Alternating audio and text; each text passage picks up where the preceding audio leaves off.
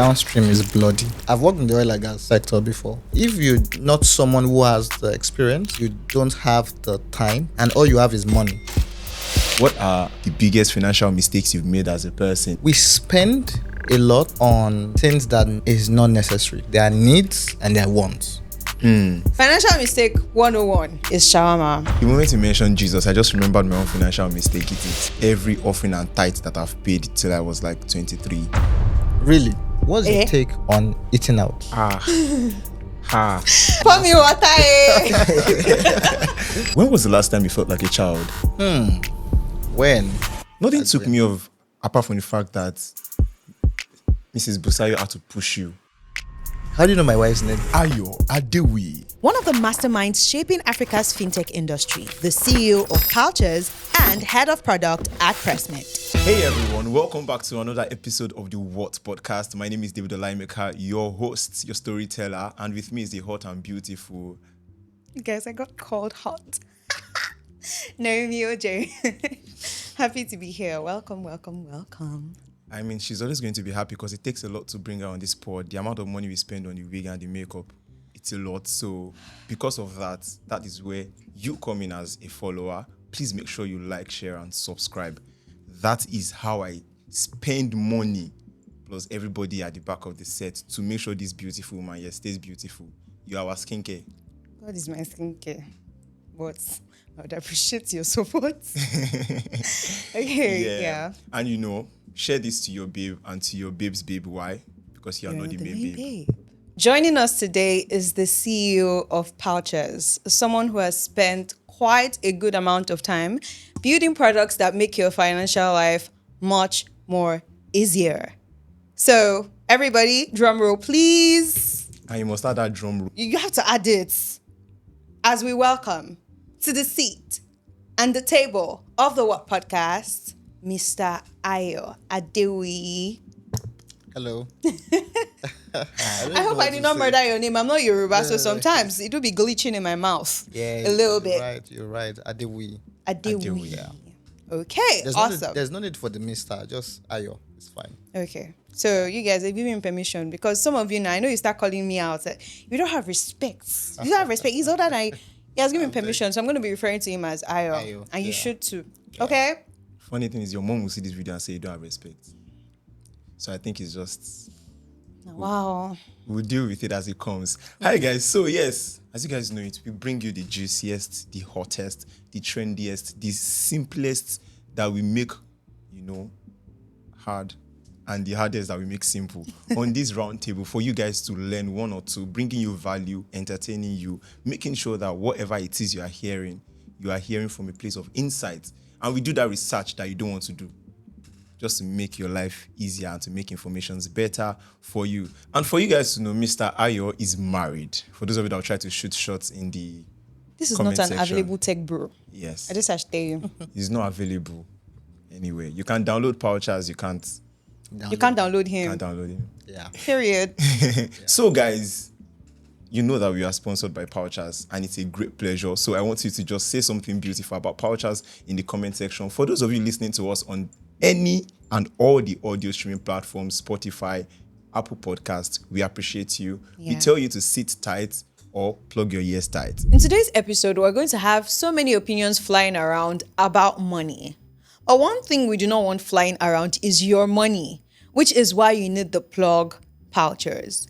Pouchers makes it easier for you to make seamless payments with their virtual dollar card. So if you're tired of making complaints like, oh, my Nigeria MasterCard is not working, I can't make payments, Pouchers is exactly what you need. So download Pouchers today and find out why smart people are making the switch to Pouchers. Thank me later, or thank us later. On the streets of the internet this particular week, a particular question came and it was bugging the minds of everyone. Okay. Naomi, I know you know that question. Yeah. I think I sent it to you during the week. Now, this particular man was worried, a businessman, Dami.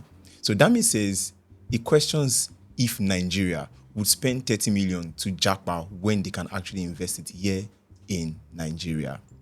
And he begs the question, would you rather spend your 30 million to Japa or spend it in Nigeria to invest? It's a very, very tricky question, because the first thing I would say is you have to convert it to pounds or USD. And the moment you convert it, you've already broken the back of that money. So it means that to a large extent right now, 30 million would not cut it. Unless you want to go there to start from, Ground zero. yeah, because from visa fees to your monthly rent Yeah. to the taxes, it's going to dry up unless you have another means of income. Yeah. Presently, I think 30 million is about 21,948.60. So That's pretty low. 21K dollars. Pretty low. Pretty low. It's even below the country's average. What is the minimum wage? Right, Okay. it's below it. Annually. Annually. It's Yeah, of below it. course. So Of course. you can't really survive on it. You can't. So for you as a person, you're going to rather invest it in Or Nigeria. rather invest it. I would- Yeah, but what are the odds of that business doing well? Yeah. Right. So I think you should investing really is not really about putting it in in a a business, business. right? There's that. So, and I think there's a misconception where people think that you get a lump sum, you invest it, and then you go back to take Gary. It doesn't work like that. It means you go back to pull money from your investment, right? So investment works when you have a steady income that is taking care of your survival, that's taking care of your needs, and then the spare, the extra is what you invest. Yeah. Now, what that means is that extra can bring in return without necessarily affecting your daily spend. Yeah. So you're supposed to have a stable income on the side, which guarantees your cash flow. So for instance, you can't take 30 million and then buy a plot of land, right? And say when you are broke, the next thing you want to think about is Selling. I want to go Selling and the sell land. that land. Yeah. Two things will happen. Number one, there's the appreciation cost, which would not make any sense until it's 5 years, 10 years. Number two is that do you really have willing buyers at the time? So land assets are not assets you can sell On the whim. immediately. you Yeah. get. So it's to a large extent it's important to know that investment. I have a rule, right? If I'm not yet full to an extent, if I've not eaten, I can't invest because I'll go and take that money to eat. So I'm just shooting myself in the leg. Yeah. When it comes down to it, however, the average Nigerian is not looking to migrate maybe just because they want to leave the country. A lot of us want to, but the lot Nigerian of you. system, So she wants to leave you guys. technically, I'm not a fan of migrating, right? I've always said, I'll stay in Nigeria. Even if I have to travel, I'm going to travel because maybe I want to do school, or I want to go on vacation, then I'll come back. That has always been my mantra. But then when you look at the trajectory of Nigeria, sometimes it'll be like, it's better for you to run away because a lot of times it's like the system doesn't favor us as much, right? So a lot of people just want a working system. They just want to be able to carry that same 30 million and migrate, and let's say in 3 years save another 50k pounds or 100k pounds and invest in the UK or invest back home, Yeah. right? So that they can actually make money. It's not like they just want to migrate. Yeah, so it's two sides of the coin. Yeah. There's a working system that does not really, yes, there's some level of, I don't call it racism, right? Yeah. But there's a working system that guarantees that if you put in the work, you're going to get rewarded. Yeah. All right. Nigeria system is a little bit different. A Where lot's different. it's not just about the work, it's also about who you know, right? So it means that, for instance, a driver in the US can make $50 in an hour. Now, $50 in Nigerian term, right? It means you are able to make a honest living even from the littlest of jobs. Yeah. So the tendency for you to make ends meet you have a higher chance out there. I've got a number of people who are there, and I can tell you that the system works. Yeah. Right? But at the same time, the problem of migrating is the issue of those who stay. So when the people, there's what you call the brain drain, right? in the last 4 years, the tech ecosystem itself has suffered from it. Massive draining, yeah. So what is happening is you'd have a lot of people build amazing companies, Yeah. and they're no longer here. What happens is there's no way to build the next generation of professionals because those who were meant to mentor are no longer here. So at the end of the day, we're going to see a ripple effect. Now this has been causing a downward turn For in us what we can in do. Nigeria. Nigeria. So there's the place of myself. How do I sort out myself? That's why I'm living. But what happens with posterity? What happens with the future? Oh, You know. posterity should wait first. Posterity should first sit down Yeah, when they come. Yeah. Because Look at that. here's the thing. We can't really say what works for each person. If you're looking to migrate and you have 30 million naira in your hand or 50 or whatever, and you still even want to save up more so that when you migrate, you still have something to fall back on, that's okay. But you have to weigh the options of your life, of your person, of your career. How is this going to work in this country I want to relocate to? Do I just want to Japa because yes, that's what everybody's doing, some and that's the people best way. Jackpot without any plan. Exactly. Right? And I think maybe that's what we should talk about. That it's best to Japa with a plan, right? For instance, I can tell you for a fact, opportunities abound in the global West. In Europe, in North America, there's a lot of opportunities. Yeah. Now, those opportunities, there are opportunities in Nigeria, all right?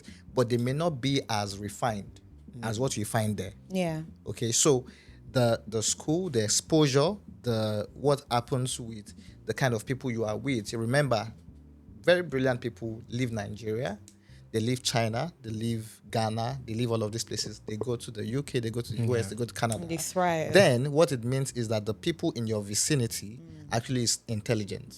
They're actually smart. So it means that the quality of conversations you can have in those kind of communities is higher Yeah. compared to here. So it's two sides of the coin. Yeah. If you ask me, the opportunities abound. But you need to know that you're not going with 30 million and saying that is the end. When I land there, I'm just going to look for My life will be better. Life, It's not like there are that. It doesn't work that way. I'm a fan of all these reality TV shows. Yeah. There's one I'm seeing on Netflix, Outlast, right? And they're talking about people who go into the forest for adventure to win $1 million, right? And when they talk about their story, you hear them say, oh, I'm in a lot of debt. Oh, life has been tough. These are Americans, right? Life has been tough. You know, they struggle. Yeah. They're unable to eat food, meal. you know. And then I look at my son, I'm like, this is what I'm saying. You know? So there are people that are homeless in the US. Yes, and they're in the actual UK. citizens. And they're real citizens who have more rights than you. If they go to get their passports, their passport will give them access to more countries than you. Yeah. But right now, they are homeless in their country. So it means that it's not a one-size-fits-all, that the moment I leave Nigeria, I'm going to get to this better. that country is going better. It is strategic. You have to be strategic about life. Yeah, I think one of the biggest strategies that I've come in contact with when it comes to this Japa syndrome is the issue of what a popular philosopher says, that info la info. Now, Popular philosopher. yeah, so when you look at that, one of the best ways to get your info is by your educational system. Yeah. And inside the educational system comes in the course that you get to study. Can you give me like 3 useless courses that you think you should not study in Nigeria? They'll not even help you, even That if you you can't even Japa. fly. You can't even jump. You Not want to to talk set of fly. me up. No, You I'm want not to set setting me you up up. for- It's a free will. For the universities and those who are studying it. They'll be fine now. Trust They me, said they know. I want to shock you that they know. They know. Just 3. It's tricky. Okay, It's let's make it tricky. 2. 2, there's this course. Good. That's the course, yes. I don't want to say it because it's going to, you know. Help me here. I don't want to study that course. Okay. There are some courses in religion Okay. that I feel it's not necessary. Cool. What? Like Christian education. Stuff like that. At the end of the day, you finish from school 4 years. You're not going to be a pastor. Because while you're in school, right, your lecturer will still tell you that I only give B, I only give C. So even if you like, pray from today to tomorrow, you'll not get. So it means that going through that path for 4 years does not guarantee anything. You become a CRK teacher. Yeah. Maybe, Yeah. but at the same time, do we want our children to have that kind of person? I feel we do a lot of things in education that is really not worth it. The world has moved on. Yes. Right? And we need, if you're going to be a teacher in a school, you need to have the proper training. Not that you went 4 years studying a course. It's different. Because what they'll be teaching you in the university in CRK is not what a primary school student will need. True. Right? They'll be giving you the deep exegesis and all of those stuff, which primary school child needs. So it's just because of there's no option. That's why they end up being, I studied CRK, so I'm now a CRK teacher. You wanted to say the other one. I studied CRK. Yeah. Okay, I studied So there's just one. Yeah. Is it horticulture? I'm getting close to it. They're all in the same. Horticulture. But there's one called, it's in the agricultural sector. Yeah. Right. I'm just going to give that hint. But it's like they do some mathematics in the agricultural sector. Now, why do I say that it's a little bit tricky? Or why do I say that I feel it's a waste of time? Agric economics. I didn't say anything. I didn't say it, Why? I tell you that there was one time a couple years ago where there was a very strong agenda pushing agricultural economics, like a social agenda telling you that you will It's the do it, next it's big going to thing. thrive. Yeah. My dear, It is. I know people that now went for it because of that. It didn't work. It didn't work. It won't work. It won't. Anyways, if I'm to pick Nigeria as a person, just to know that I am staying in this country and I don't want to relocate somewhere else, one of the biggest reasons is because of the freedom. There is a crazy amount of freedom that we have in Nigeria. Yes. I can actually dig a borehole behind my house, which I did, and it cost me less than 300, 400 to dig a borehole and just like connect it to my tank and all like that, and I can have water in my house. But then there is the issue of that freedom abroad. Where you have to pay for water. Where you have to pay for water. And then somebody was literally arrested and taken to court for collecting rainwater. And he said it was government property. That particular thing, that freedom, is something that I know that in Nigeria I love. The fact that I can buy land anywhere. Yeah. The fact that I can just park in front of somebody's shop and the person just saying, please don't park here, and it's just word of mouth. I'll park there and just go and do whatever I want to do and come back and meet my car. It is insane amount of freedom that we enjoy in Nigeria that I feel a lot of people sleep on when they want to actually Japa. I don't think we sleep on it. I just think that we're so used to not having a system that things like that are normal for us. Yeah. When you go to a system that works, of course, there are certain things that would limit you. You can't pass one way anyhow. You cannot just start crossing the road. They will carry you and they will really carry you. It's not the one that they will carry you in Lagos that you will give them 20K and they will release you. No. They will really carry you and you're going to pay a good fine. You're going to probably go to court by the time they give you like how many tickets on top of tickets. You are paying court for driving under influence. Exactly. So there are a lot of things that we Nigerians are used to because our system is so broken that when you get there, you just have to you have to carry body, adapt. But at the same time, I think what we are not, maybe what we don't have a name for, is that there are privileges of being a citizen. There's that. So if you are a British citizen, Yeah. right, there's a way you would behave in your country that someone who is an immigrant Cannot behave. even try. True. Sure. It's the same way here. The reason why we feel like, this and that, some people shout at the policeman, some will say, do you know who I am? Do you know who I know? Stuff like that. It's because you are a citizen. Why? At the end of the day, the reason why there's also that fear out there is because if you make a mistake, they can recommend you for deportation. True. So who will deport me in Nigeria? You can't, or is there a country that they deport Nigerians to? You can't. So it means that I have rights as a citizen that I would not have access to until, when you're done. See what's happening now. When the US president came on board, and they started saying that there's going to be changes to the visa policy, right? And even if you schooled in the US, which is a known path to naturalization or to getting your PR and all of that, it's no longer sure. Yeah. Yes, sir. And they'll tell you that, there was that outcry where they say you have to go back to your home country. It tells you that they're seeing you as strangers. Does this mean I wouldn't want to think about relocating? I don't know yet. Yeah, but then that one, I know that we're already deviating, but I'm just going to say that the only reason why that has a stronger standpoint, like why he could come out and say, even if you're a student, you can't use that as a pathway to become a US citizen anymore, is because they ended up finding so many Nigerians in the system that have been changing student visa from student visa to student visa for 10 years. What are you doing exactly? Like, what exactly are you doing? So a lot of them use it as a coy. And that is the problem. That is the same thing that has put Nigerians in this mess. The number of Nigerians that have migrated and have slandered our name, maybe because they are carrying drugs or they are trying to do something shady or they are bringing immigrants illegally. Like, it's a circle. So as much as we bask in that freedom of, what we have as Nigerians, that indiscipline, that lack of a system that we have, it ends up messing things up for the rest of us. Exactly. It's crazy. Exactly. It's crazy. Let's take a step further. Now, a particular billionaire like yourself, Elon Musk. Amen. Former trillionaire. That's what he calls himself. Former trillionaire. Don't say trillionaire. So don't call him a billionaire. Yeah. The world's first former trillionaire, Elon Musk, came out to say that money won't matter in 2036. It would become irrelevant in the future.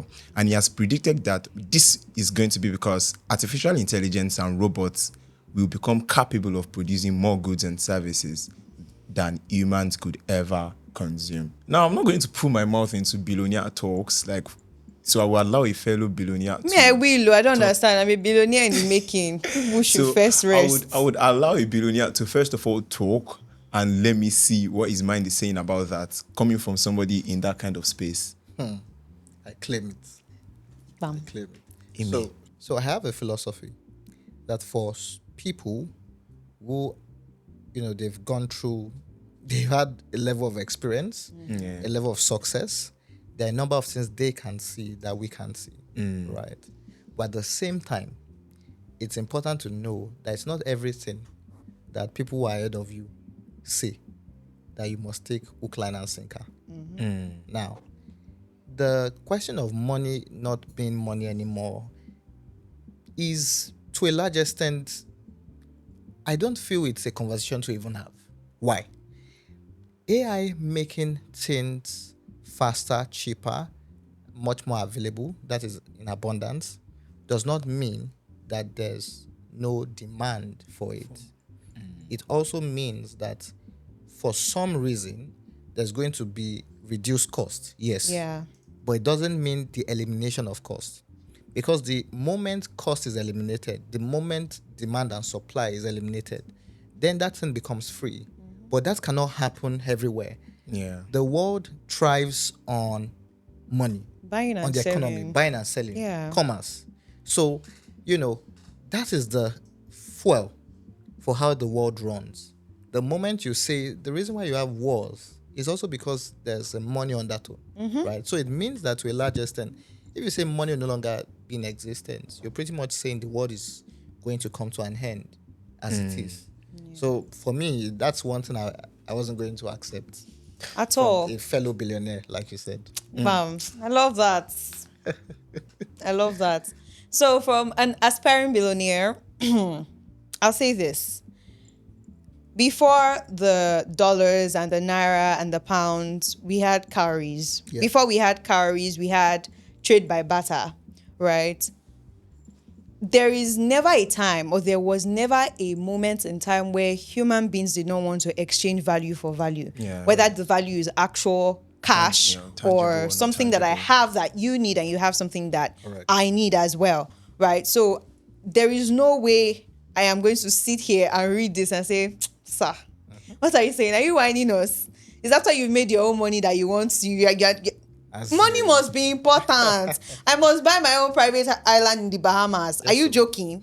I will buy it. I don't rate this. Anyways, we are going to get there, but quickly, people are having issues with money as it goes by every time. I think that's one of the beauty of pouchers. People are having issues, paying for stuff and subscribing. That's where the virtual dollar card comes in, in the standard or the premium. Now, in that kind of situation, if anything is ever to happen, I don't think people that build fintechs are going to actually see a vision, because they'll be very sure that at some point it will be wiped out of it. And I'm sure that nobody is seeing their company being wiped out by 2036. A lie. At all. So I don't think you can see that. So if a billionaire can't see that, most I can't see your own too. Really? Yeah. So this particular woman was read on the internet, and this came on X, and she came out to come and, pour her pain on the internet. A nurse in Manchester earns £4,200, over 6 million in Naira.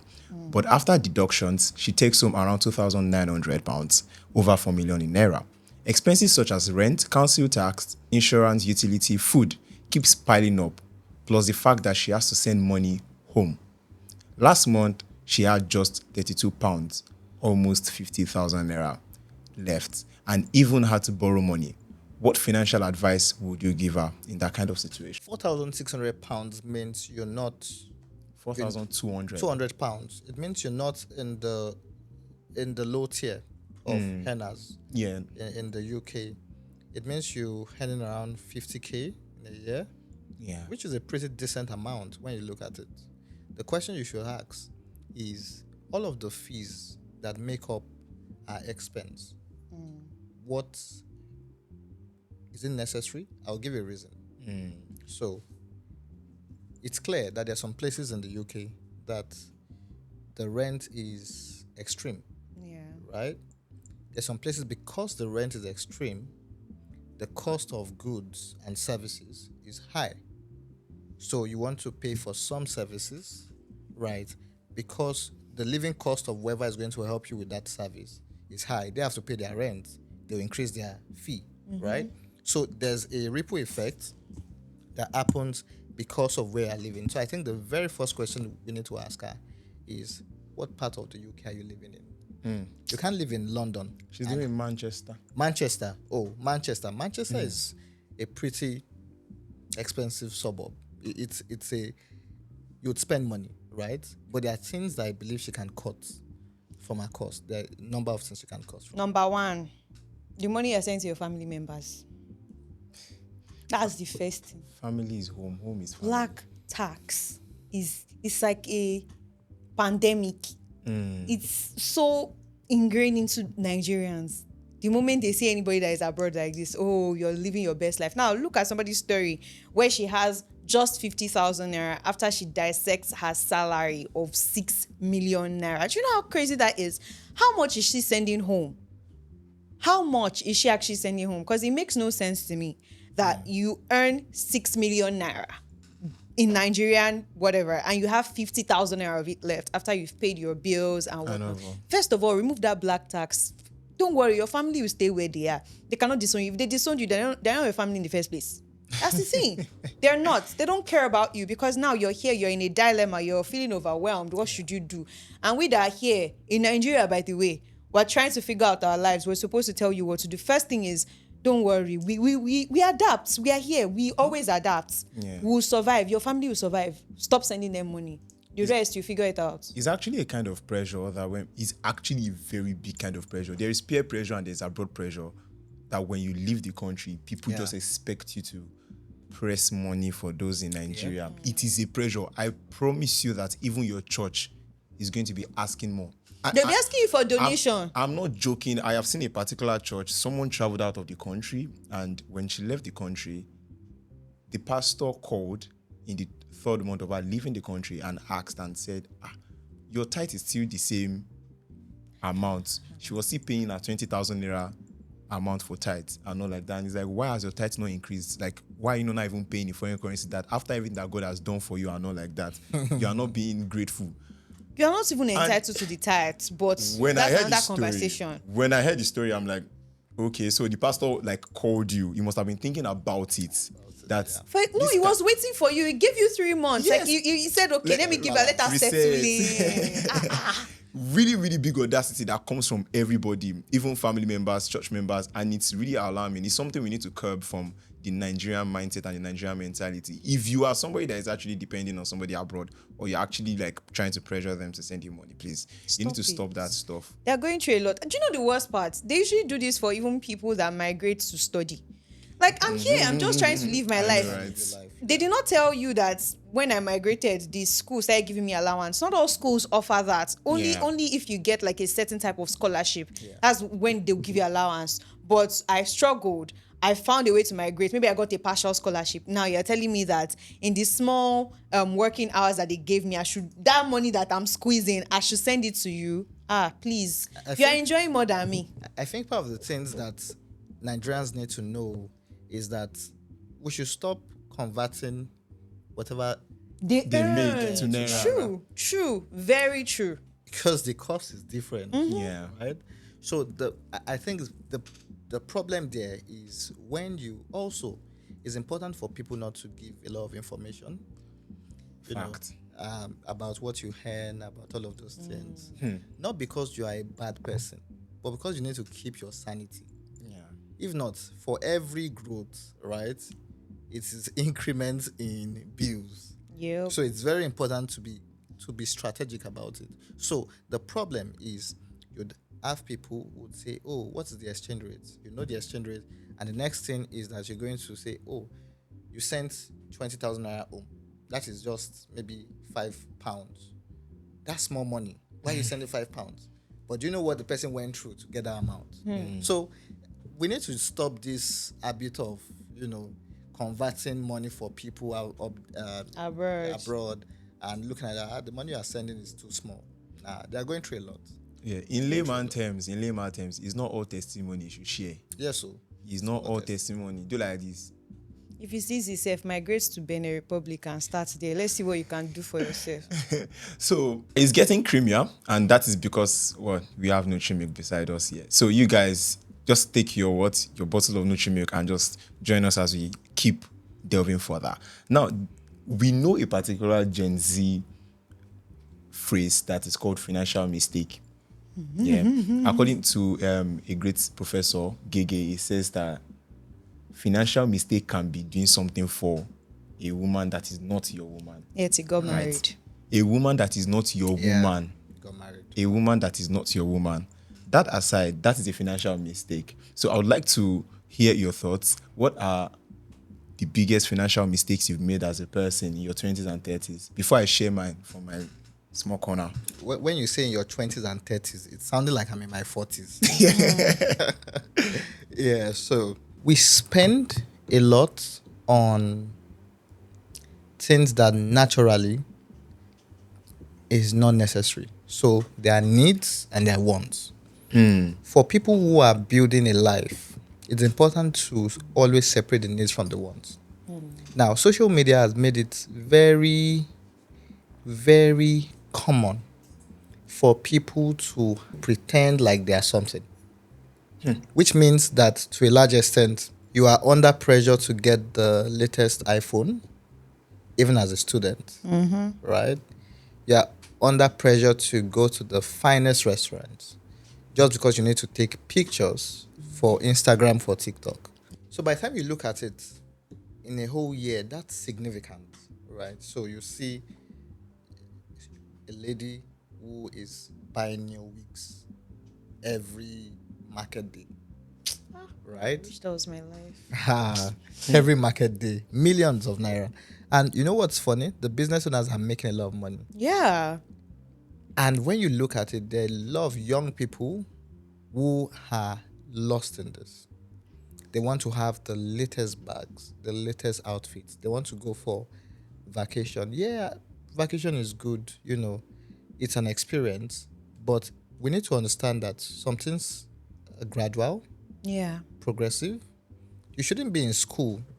Now, to be honest, okay, unless if you have something that is, bringing in money, but you're depending on your parents, in those days, you'd be saying stuff like, they said we should buy textbooks. I don't know if you heard of those stories in the past where they'll say, mathematics and they'll break it into three. Wow. They said the lecturer said we should buy 3 different textbooks. Yeah, just to chop up. Just to make more money.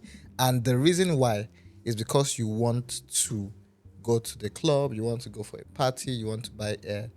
Those are the things actually that are big expenses. They're actually financial mistakes. Yeah. Because in future, you say that it's not worth it. The wig you bought 6 years ago, or the gown you bought 3 years ago, you may not like it again. 6 months. 6 months self or I something. know somebody that is doing 6 months wig that they don't like. They don't like it. So all of those things happen, right? So we need to separate our needs from our wants. If not, we make a lot of financial mistakes. Someone said something, a friend of mine, a senior friend, he said one of the mistakes he made was buying ashwebi for both friends and extended friends. You don't even have extended friends. Friends that are not really your friends, but they are friends of your friends. And you still buy ashwebi for them. Now, when you look at all of the money he has spent on ashwebi, it's significant. How many times do we, wear clothes that we wear to weddings? How many times do we wear it on a normal day? The worst part is this thing sneaks up on you. Like this ashwebi thing specifically, it sneaks up on you because a lot of times the weddings don't happen very closely. It might just be like 3 months apart. So one per you take quarter. out one per quarter. So you take out like 400k for the material. You sew it like another 100. You buy shoes for the ladies. You don't want to wear the same wig you wore a wedding or 2 weddings ago. You're thinking of getting ponytail extensions, and you're not getting synthetic. You're getting human hair, right? You want to get the frontal. You don't want to get Swiss lace frontal. You want to get HD lace. Don't worry. I know all of these things, and you feel like, it's just not. I'm going to manage my money for the next 3 months, so don't worry. Then you not do it. Come again, another 3 months, another wedding. This one, the ashwebi is not as expensive as the last one, maybe just 200k. You do the same thing again. You're like, thank God It's not even that expensive. Thank God, yes, it's not as expensive as the last. Yeah. And then by the time you get to December and you calculate how much you spent, oh my God, I've been a victim. So I'm not trying to judge anybody. I've been there, I've done that, and I'm like, why did I do this? I would have used it to buy land.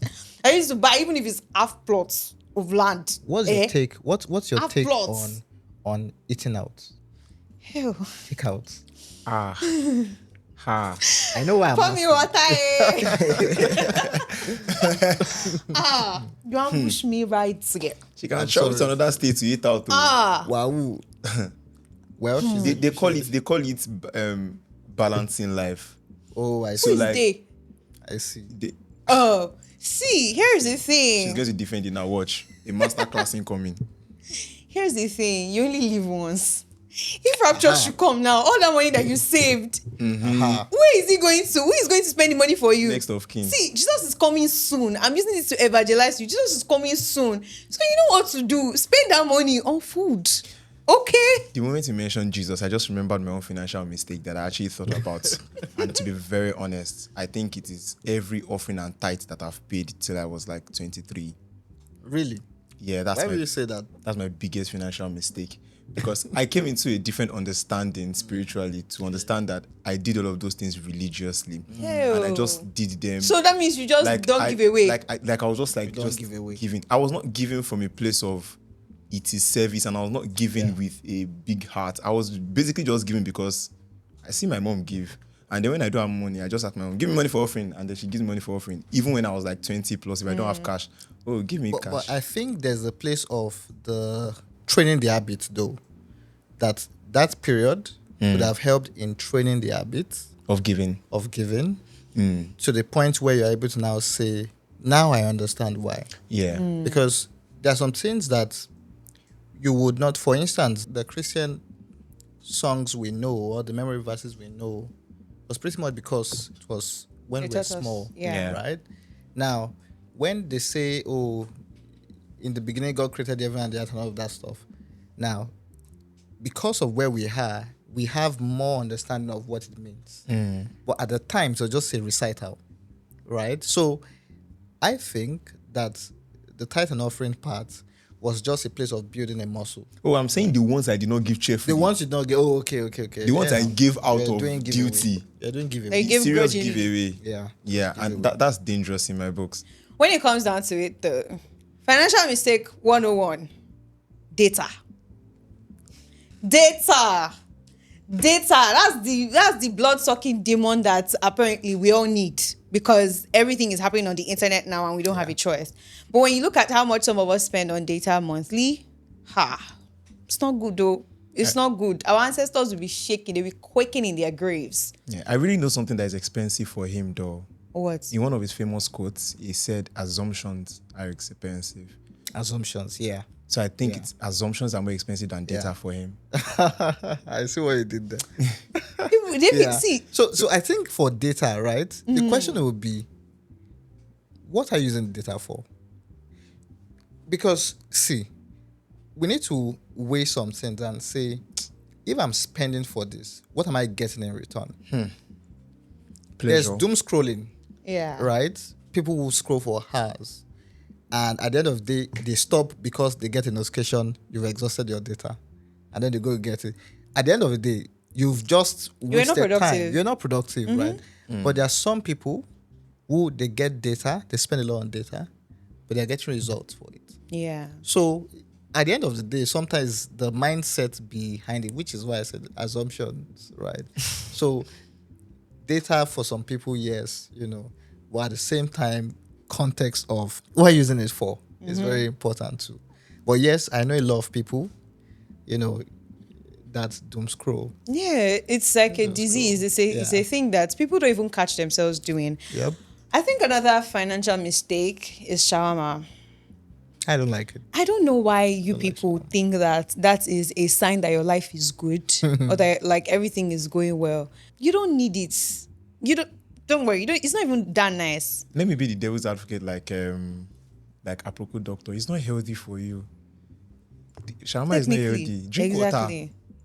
Drink water. Trust me, if you drink water for a year without taking shawarma, save up all that money. Trust me, you'll be able to get $1 card on Pouchers. You'll be able to start. Our dollar card is not as expensive. It's pretty cheap. Shawarma is 3.5. 3.5. Yes. Okay. For single For single sausage. For single sausage.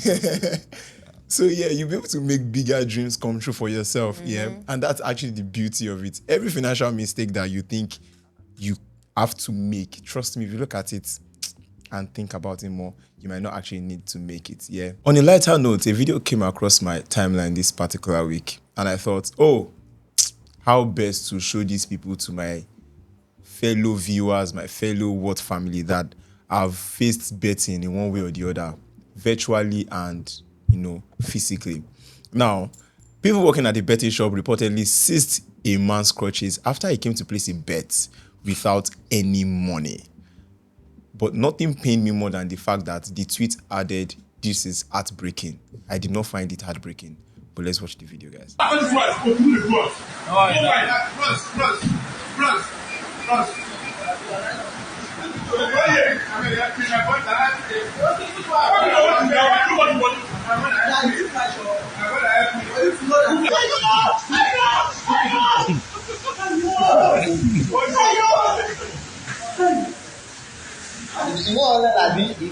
This one day they go idiot.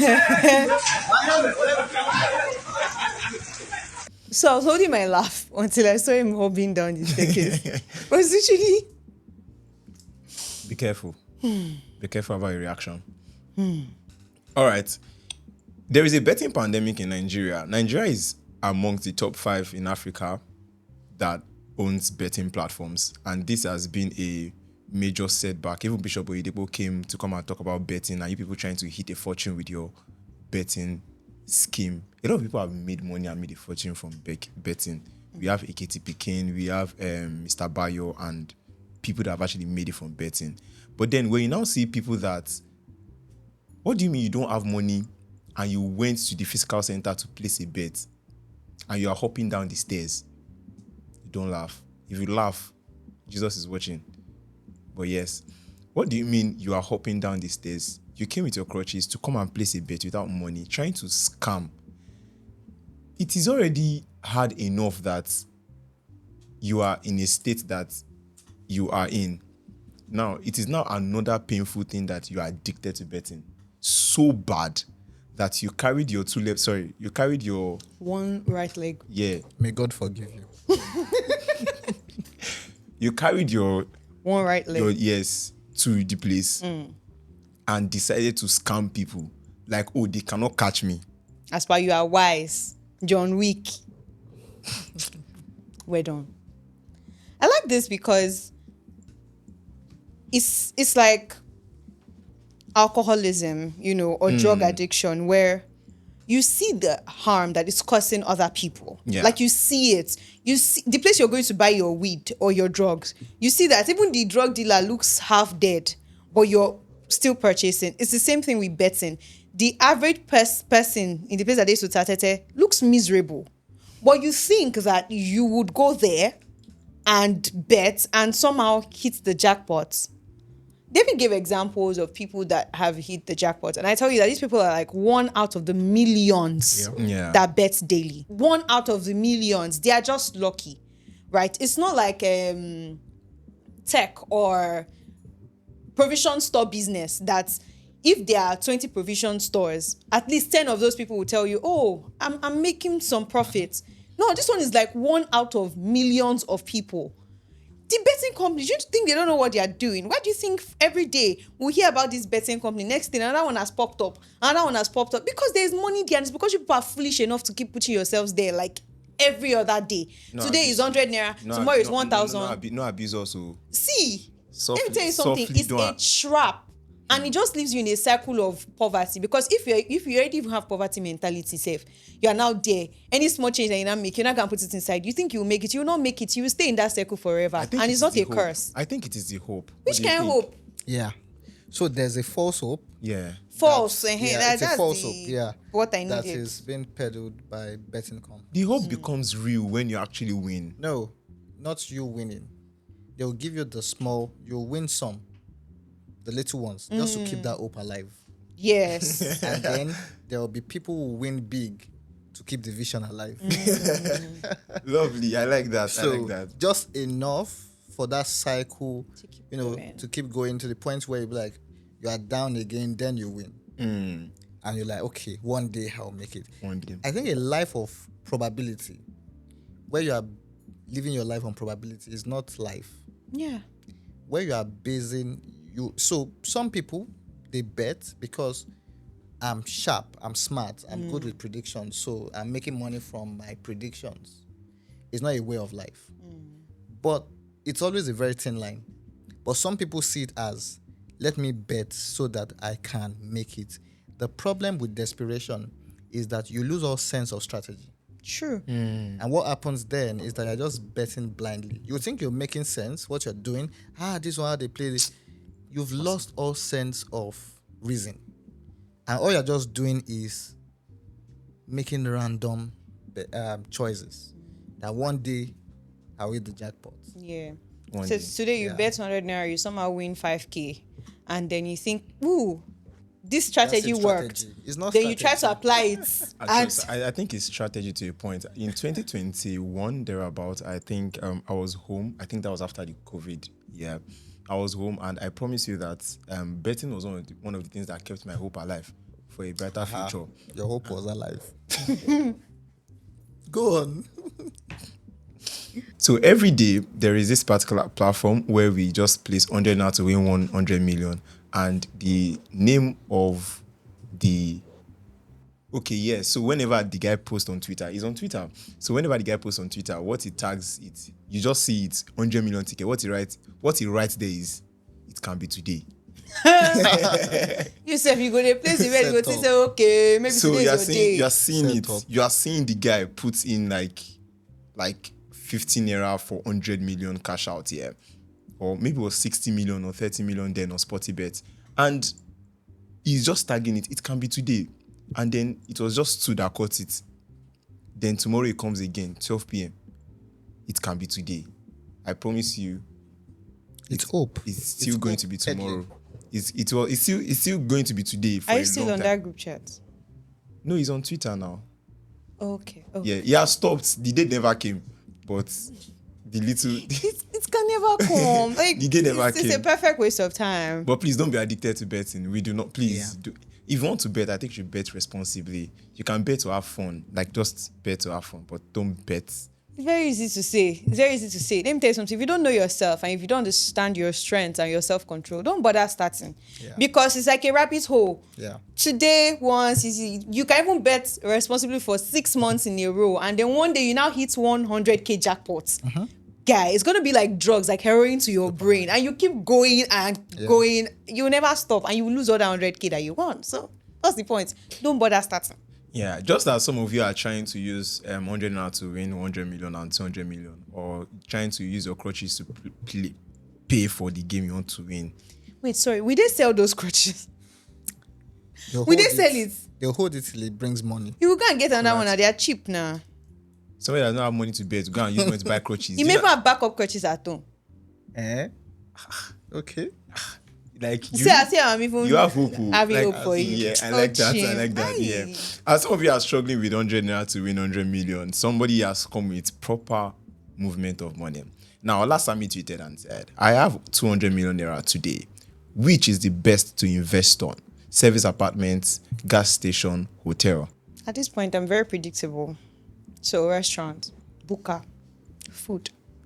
Like, don't you feel shame sometimes? Like, I don't feel shame. If it was even showing in my body, maybe I'll feel a level of shame, but it's not. So, what's there to be ashamed about? Nothing. all right. So, service apartments, gas station, hotel. Oil and gas. The headache in oil and gas. It just You don't sounds support it. attractive. You know, there's a lot of good PR. Downstream is. I've worked in the oil and gas Okay. sector before. The downstream is bloody. So I'll never just remove it from that list. If you don't have the liver, you don't have the mind. It's not worth it. What when you talk about mind, you mean depth of money or like mind Not as in? depth. It's a lot of moving parts. Oh, okay. It's a lot of moving parts. So if you're not someone who has the experience, you don't have the time to sit with it, and all you have is money. It's you just dashing them.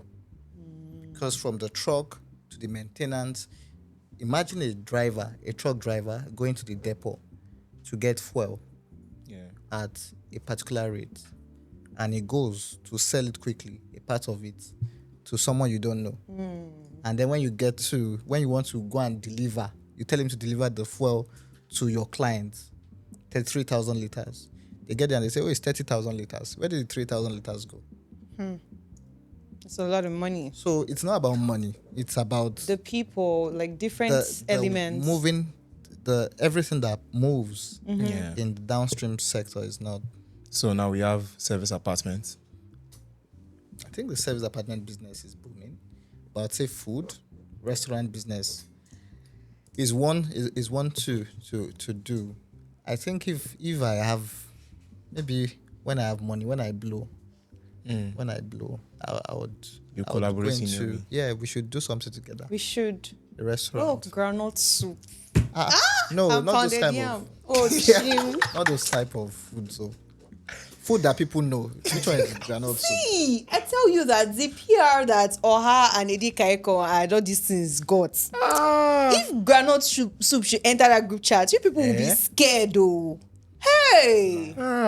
They say you should hold your soup first. Sounds embarrassed me. We will revisit. I don't understand. We will revisit this investment conversation. We need to align on the food we are going to give. We can have both now. People have intercontinental dishes and they have local dishes. Your brand sponsor is saying you are not aligning with the vision, and you want to force the vision. I'm not forcing it. I'm selling him an idea that is very, very good. I see. Don't play with pumpkin pudding. Oh, shame. This is food, though. Wow. All right. Another tweet that came across my timeline was a tweet by 5-Star Baba, and he said, earlier this year, I applied for Nail Fund, even after my parents had already paid my school fees. When I told my guys about it, they said bad things about taking a loan and all that. Me that took loan because I needed to change my faulty iPhone 7 that was giving me issues, and I had to get serious with my life, since I'll be graduating soon. The money shall dropped to 270k in my Zenith Bank account. I bought an iPhone 11 that day and bought 3 months blue tick on X because I had little motion that time. I just locked in and started posting consistently since I had a device already.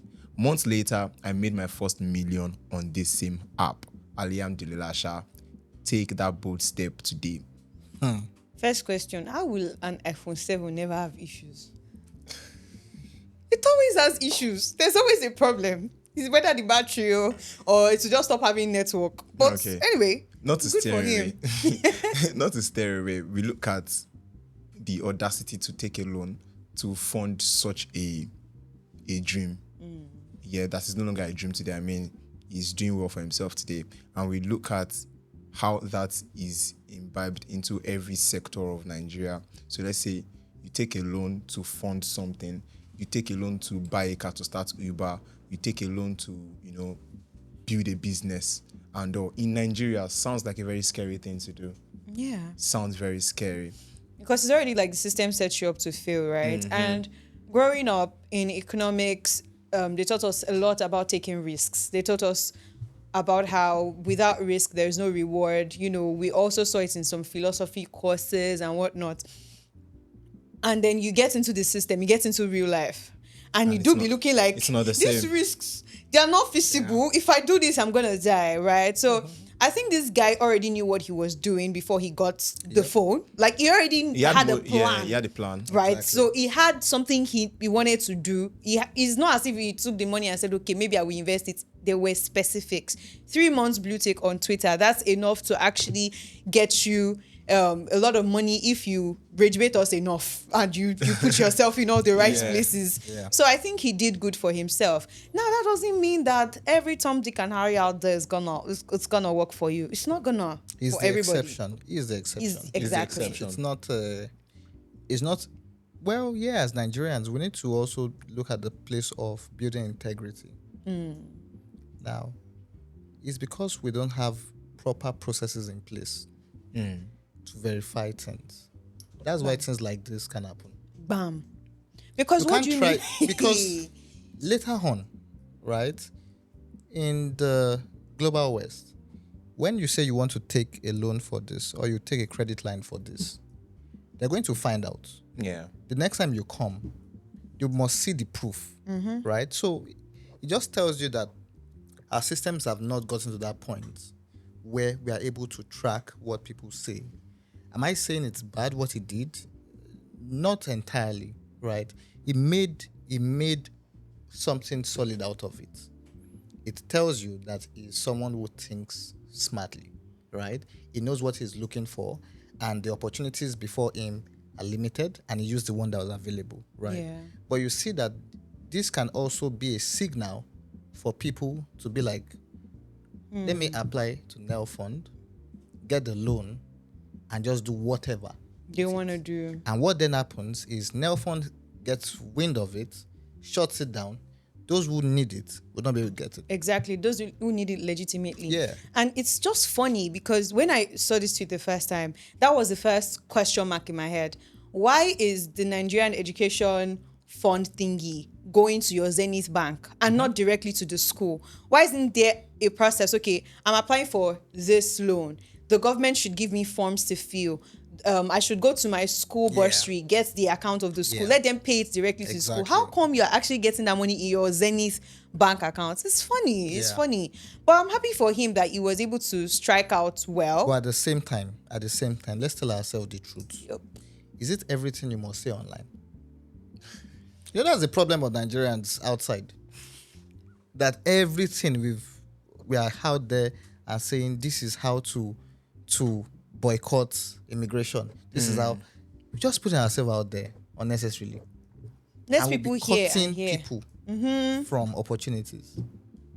It's crazy. There is a particular statement I've heard somewhere, and it says, once you see any business online on Instagram and they are running ad, just know that you are the target market and it's the money they want to use to fund that lifestyle. Real. Yeah, because recently I've been seeing a lot of come and buy palm kernel, come and buy a palm oil farm, come and buy on Instagram and all like that. And the moment I tried to apply for one, that okay, let me even see what you guys do in the palm oil industry. Then I went to the land. The land is not even fruitful like that. Maybe it's the land that maybe lot left because it was not really it was not what they actually advertised. Yeah. Then I figured that it was all just shambles. Yeah. So it's the money that everybody that applies brings. Yeah. That's what they would now use to start Go and it. start. Yeah, and it's crazy. It's very deceptive. This thing is normal in business, right? Like actual big businesses, multimillionaire businesses, they have a base, they have something that they want to do, they have a plan, right? But they usually go out to get fund, maybe angel investors. They don't really have something running yet, but they get investors to actually come in. So it's not exactly a bad thing, but a lot of the times it's about how you go about it. Nigerians have this deceptive nature where they try to make you feel safe and secure even when they're trying to scam you. Like this guy now, they could have really thought, he really needs this loan, oh my god. Meanwhile his parents already paid his fees. So even you yourself, I think you need to watch yourself. You might not speak with so much conviction. You might have a streak of 419 inside you.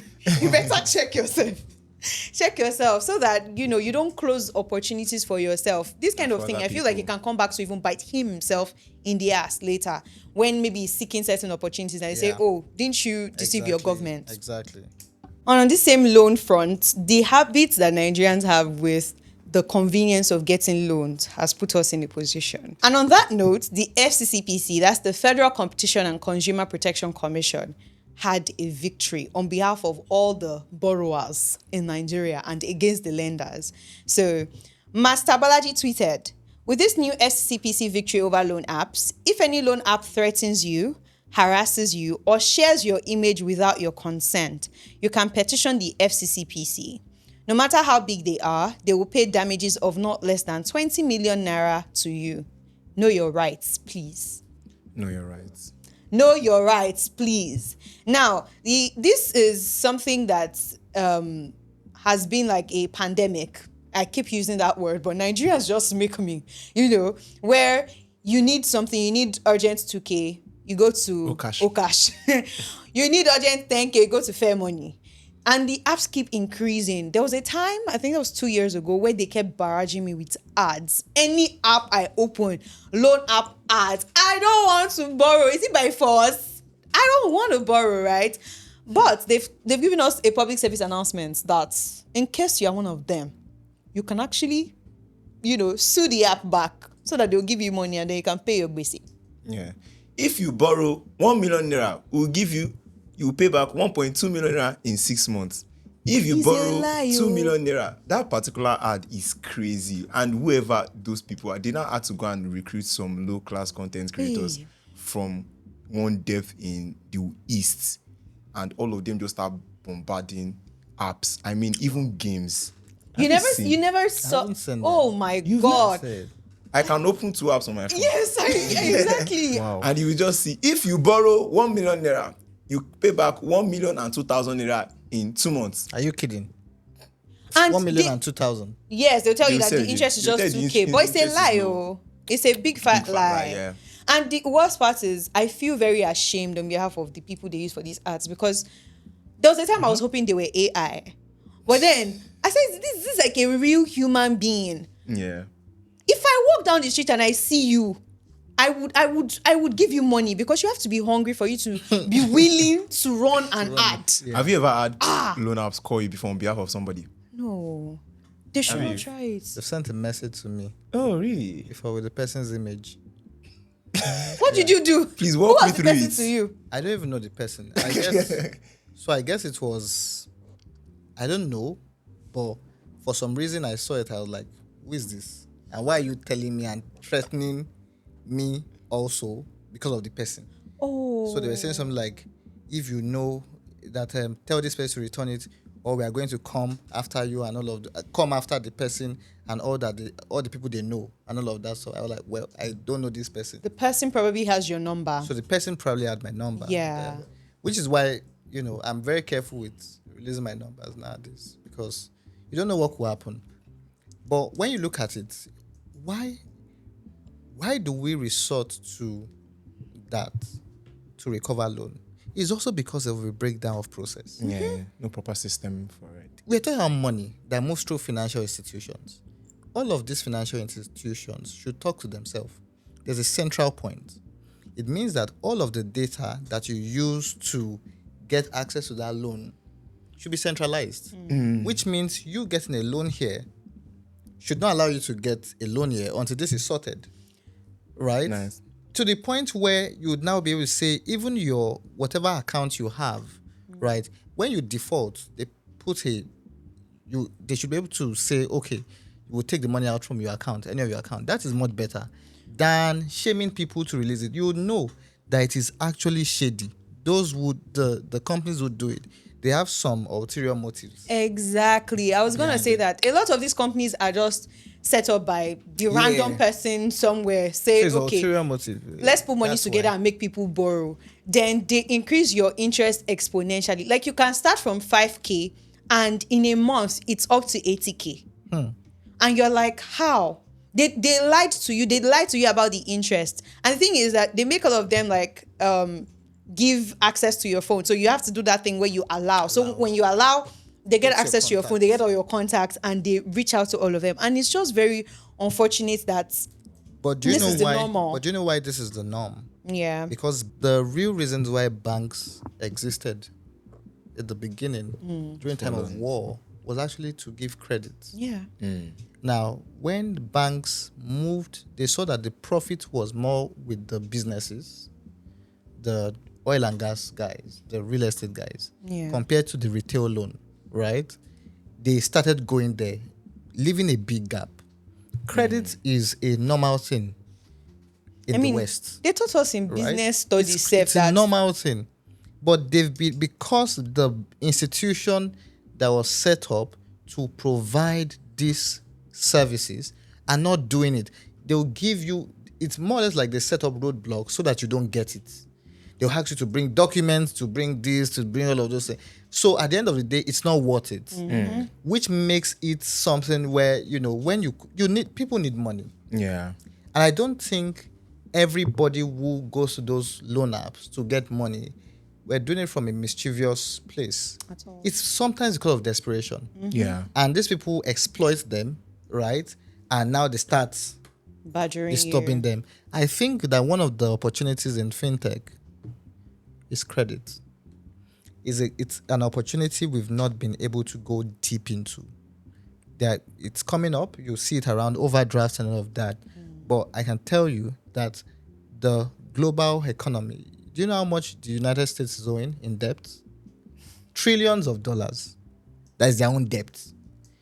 So it tells you that debt in itself is an instrument for progress, right?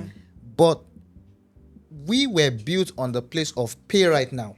That was the mindset we were built on. In the UK and the US, when you see someone using the latest iPhone, don't ever think the person paid full Cash. amount. True. Because it's actually going to count against you that you paid full cash. They want you to use the credit system. You want to pay in installment. Houses are in mortgage. Yeah. Right? All of those things tell you that the credit system itself is where they derive revenue. We've not tapped into it in Nigeria enough. And I think that is part of the places where there'll be a lot of opportunity. But yes, congratulations to everybody who borrows money from FCPC. I was gonna say something. I was gonna say something that there are actually people that borrow money like to cheat. Like they download these apps, they borrow the money, and then they delete it. Yeah. And they move to the Yeah. next best thing. Yeah. Sometimes I think it serves these loan apps right because they intentionally try to cheat you. If they stay true to their word and say, okay, you're paying maybe a certain percentage of interest and they stick to it, maybe I'll pity them. But those people that are doing wickedness them sometimes I feel like you people deserve it. But there are Nigerians that are inherently wicked. Yeah. They just look for every means to take money that is not theirs. I mean, it's still some of us that, not some of us, sorry. It's still some of them that would, this wickedness is actually wicked. I learnt it. No, I did not learn it. I knew about it. It came to my knowledge. I think secondary school. So my guys would borrow money from, Airtel, airtime, Airtel, MTN. And SIM was actually cheap. So they borrow up to like 5,000 naira and they break the SIM. once they are done. So, and I'm seeing like 10 SIMs in your drawer. And I'm like, how are these SIMs broken? I do 5K for you, I do 3,000 for you, I do this thing for you. And so you broke the SIM after. What is Airtel and MTN? What are they supposed to eat in their houses? But I mean, that came to my knowledge. Now, this tweet by Madia says, I borrowed 1.2 million naira from OPay to change my phone and get some wigs in 100 level. And I deleted the app. When the interest was piling up too much and they kept disturbing me to pay back, I installed the app back. Now, you all won't believe how much my loan has become. How much? 9.6 million that has been due since November 2024. Girl! And she took a loan of what? 1.2 million. I think we should not even talk about the loan itself. 100 level students Bam. What are you borrowing 1.2 million naira to buy a wig and in 100 level? If you were in 100 level when you borrowed that particular amount and it had moved up to 9.6 as at 2024, this is 2 years after 2024. It's mind-blowing that as an aspiring student, that the only thing that you should know should be your maths teacher and your lecturers and your school course advisor. You know how to borrow 1.2 million. 1.2. How did OPay even agree? Agreed to give you 1.2. Which is one of the issues he talked about, the system. Like, there is no proper foolproof, there is no proper system for all of these things to actually be vetted through. Yeah. Because one of the issues in Nigeria is that vetting, which is a big issue, even when you come to government parastatals, they don't know how to vet. But wait, I'm still confused. 1.2 million to buy wig in 100 level. No, she used to buy phone too. She bought phone also. This is what we're talking about. Thing. Why? But which phone though? It's crazy. No, Why? how dense are you as an individual to make that kind of decision? I'll give you the maximum, and I'll say you were 18 or 19. You got into university late. Yeah, let's I'll give give that. you the maximum. What were you doing with 1.2 million? How did you even sit down to calculate and say, this is what I want to buy, this is what I want to buy, this is how much I need? Okay, I'll go to OP, I'll borrow this money. You went through the entire thought process and you have not made it in life. Like, you had the intelligence to do that, and you are where you are owing, and you are laughing. What's funny? She did. I'm sure she did not very irritated. She did not think of how to pay it back. I At all. promise you, she never thought of paying it back. That's the thing. You're this. The point was to get the money. Yeah. The Nel Fund guy did it with a school my scholarship. God. Yeah. This one did it for the aim that I am wish going the to Nel Fund get guy this. got it instead. You'd have made more money from it. See, it's you people that make it difficult to Yeah. even defend women in Exactly. certain situations. Because what do you mean you collected 1.2 million naira and you used it to buy? You don't use it to start Like, let's food talk business about in universities. 2022. Food businesses do 2022, so well 1.2 in million in 2022. universities. Yeah. You did not think of something that you can even use to 2x the money, 3x the money. So that even if you're paying your loan If back, you place hey bets. God, you don't used to think. Carry Use your swords. brain now, He's talking about bets. Okay. David. If you play towards. If you play, you will lose the money. You will lose the money. No. I placed on towards in my 300 level. See, I made it in life. betting is the same as buying those wigs. Those wigs they're not even assets. They would spoil. You will still be using money to revamp the wig. The phone will spoil. And that's 2024. Which phone was out in 2024? iPhone 16. 2022. 2022. That's when she borrowed it. 2022. Yeah, if you are Yes. looking at it. Because she So, said 2024 was when it was due. So iPhone, what was out that time? iPhone 14. Yeah. Let's say you could not, maybe you bought the latest at the time, but now we're about to enter iPhone 18. So that phone, you'll be wanting to change it because obviously you are a very vain person who has no desire to grow. Like, I'm very angry. I'm sorry. I'm very Relax. kind of see personal, man. These are the Like, kind what's- of people that FCPC should say there's an exception to the rule we just passed. Bam. People like this.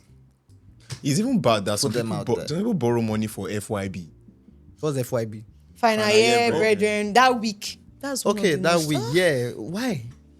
To celebrate Let me tell you success. something about my final year. I'm from a humble home, right? I think for the final year, we did not. My friends, my colleagues in school, they went out to KFC. I think I was in the hostel. I was sitting on the top bunk, eating beans with my friend, looking Valid. at them. How much was it? Did you sit with bread?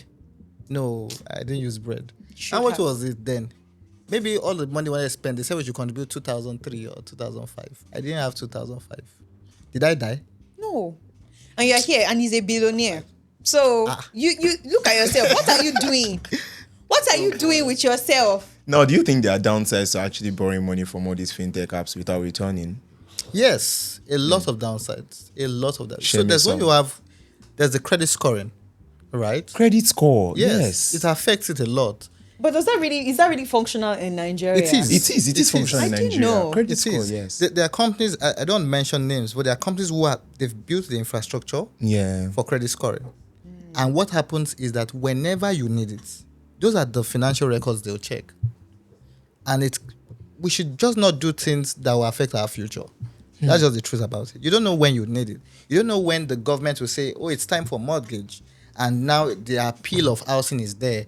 And all of a sudden, you cannot get it because of a mistake you made in 200 level. Wig and iPhone, go for big. Big and iPhone. Like, God, the girl is... You guys, please don't borrow money from any this and not pay back. Please do not borrow money from any fintech app without paying back. It is very bad. It is not any of the value that the WHOT family stands for. I know we are building a community of sane and intentional young men and women, and one of the ways that we do that is by making sure that we are paying attention to these little nuances, and we are not becoming, what's this word for? Riffraffs. Yes, there's another one, nuisance. Yeah. Yes. So you pay attention to the nuance, so you not become a nuisance. Oh. Word. Come Fuck on, it. shut this camera.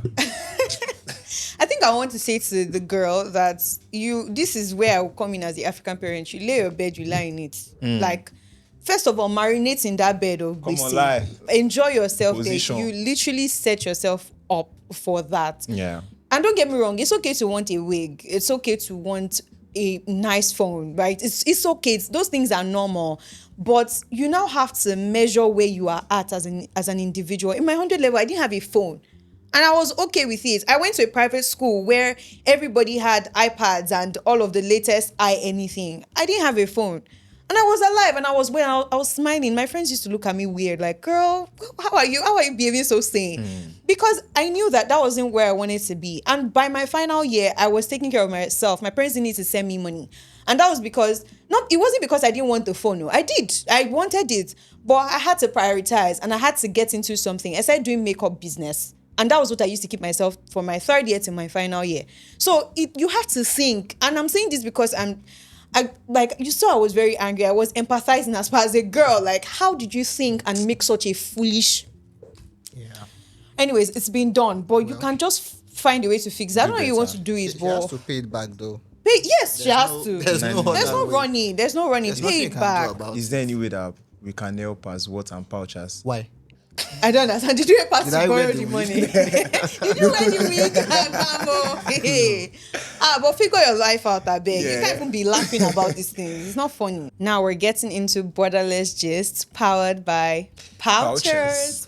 I feel like when I say that, I'm supposed to say powered by Pouchers. I'm Pouchers. Exactly, because we have Pouchers in person, right? Now you can put an actual face To the brand. and that is just phenomenal. So, since we've been talking about the brand for the past couple of weeks, we're going to do something a little different, right?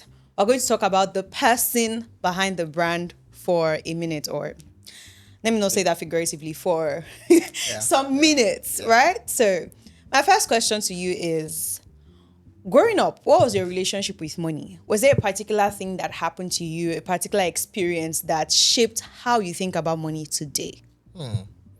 I think it's about knowing that money provides access. There were some opportunities I could not lay hold on, right? Because there was no money. And one of the things I told myself was I won't be in that position again. Can you give us an example of that? Because Yeah. I really want to see a relatable story. So, there was a conference that I was supposed to attend. My mentor, someone who, we could call him a mentor, but someone who you'd be like, oh, this person is solid, Yeah. I've read his books and all of that. And then he was in Nigeria, and it was in Lagos. And by the way, I'm from Kwara State. No, So nice. I wanted to go for that event, and then I couldn't because there was no way I could get it. There was no money. So that's, and I don't think he has been to Nigeria ever since. Hey. Is white, so I don't think he has been in Nigeria ever since. But I felt if I'd had money, You would have gone down. yeah, I would Yes. have gone. There's something that happens when you're in the same room with some people you really, really admire, right? And I think the other one with money was I sponsored myself on my very first flight, Nice. very first. All my money, all the savings I had, every single thing Went into the flight. went in the flight. That's so cool. Surprisingly, the flight was how much? Maybe 17,000. Whoa. Yeah, one way ticket to Lagos, 17,000. Today it's like 200 and something thousand. Yeah. And Amazing. that day, my perspective shifted, and I was like, yes, today I used all of my life Savings. worth, right, to get this, but there's something different when you step into some places. Yeah. And that was, yeah. So for me, I see money as leverage. Leverage to gain access to some things. Yeah. I think it's one of your famous quotes that you need money, lots of it. Like for These you. people have stalked me. Yeah. So now you need money. And we have I was listening to something on Instagram. It says something like, will you ever say, when they ask you about money, you say, oh no, I just want comfortable money. I don't want too much. I'm not a greedy person. And then when they say, oh, do you want to live long? Will anybody say, oh, I just don't want too much years. I just want enough years Maybe to 60, live. 70 and I'm good. I'm good. Someone says, do you want a lot of health, abundant health? No, I just want enough health I just want to to be able to. I don't think we do that a lot. But when it comes to money, we are always like, no, we're trying to be humble. It's not humility. It's not. It's not humility. Catch my soul. Money, when used well, is good. Everybody should aspire to have money. Yeah. You should.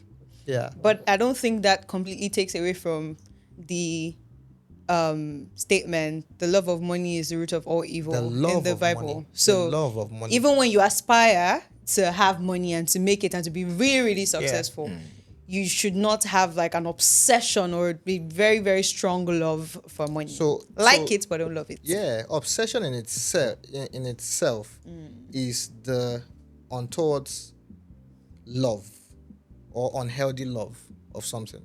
So you having your life focused on I want to have money by all means, starts taking it out of that the correct way to look for money. Now, I would never chase money. I won't chase money. I would rather be a person of value or build something of value Yeah. to make money. Bam.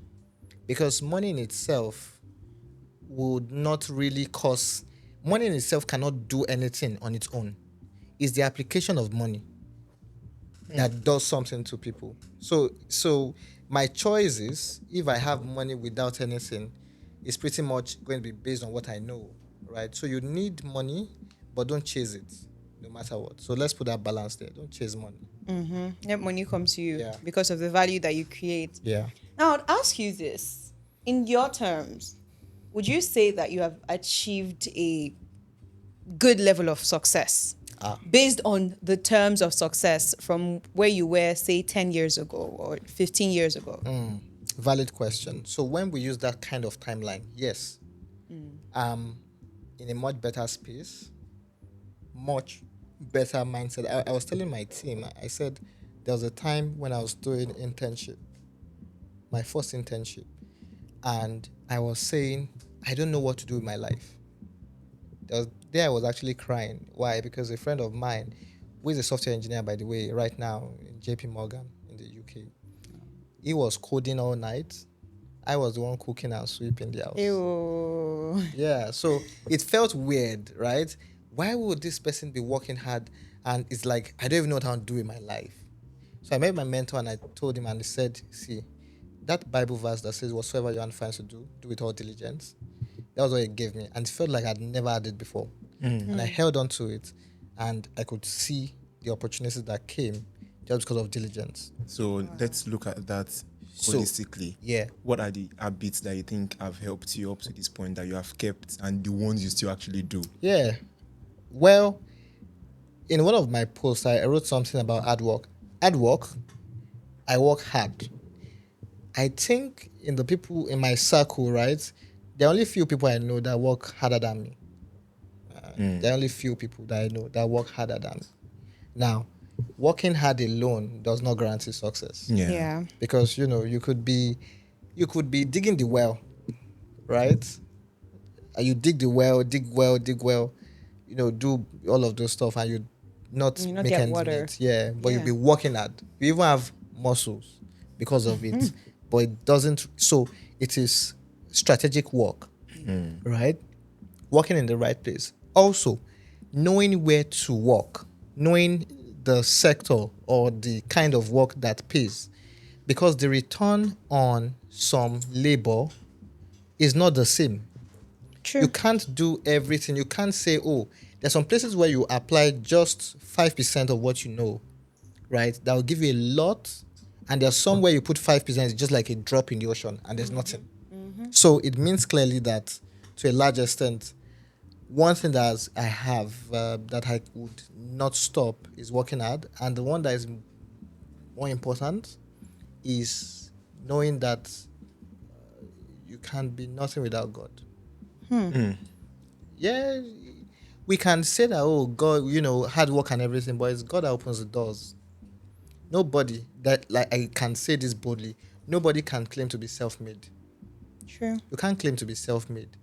There would be someone who was in your path that opened a door or made mention of your name somewhere, right? My very first gig that put me on the path I'm on was someone who referred. It was a referral. Yeah. Right? But it was a referral because I was working hard. Yeah. Because you had proven yourself. Yeah. So Amazing. working hard, being diligent, and knowing that God is the foundation of Foundation. everything. Amazing. Okay, now let's go into why Pouchers as a brand exists. Yeah. What was that one thing, that one problem that you kept seeing and you were like, this thing is frustrating. Someone has to fix this. Yeah. We need to expect more from Africans. I believe that for anybody who was born as a Nigerian or African, life has already beaten you 2-0. Yep. Yes. Right? 2-0. Maybe it's even more than 2, but Yeah. life is already Leading you. And what that means is there's some level of access you cannot just wish for. You have to work for it. Now, it means that one of the ways is for you to be able to take hold of these opportunities is even knowing that you are prepared for it. Prepared in the sense that I want to be a global person. So Pouchers, it's built for global Africans, right? I want to be global.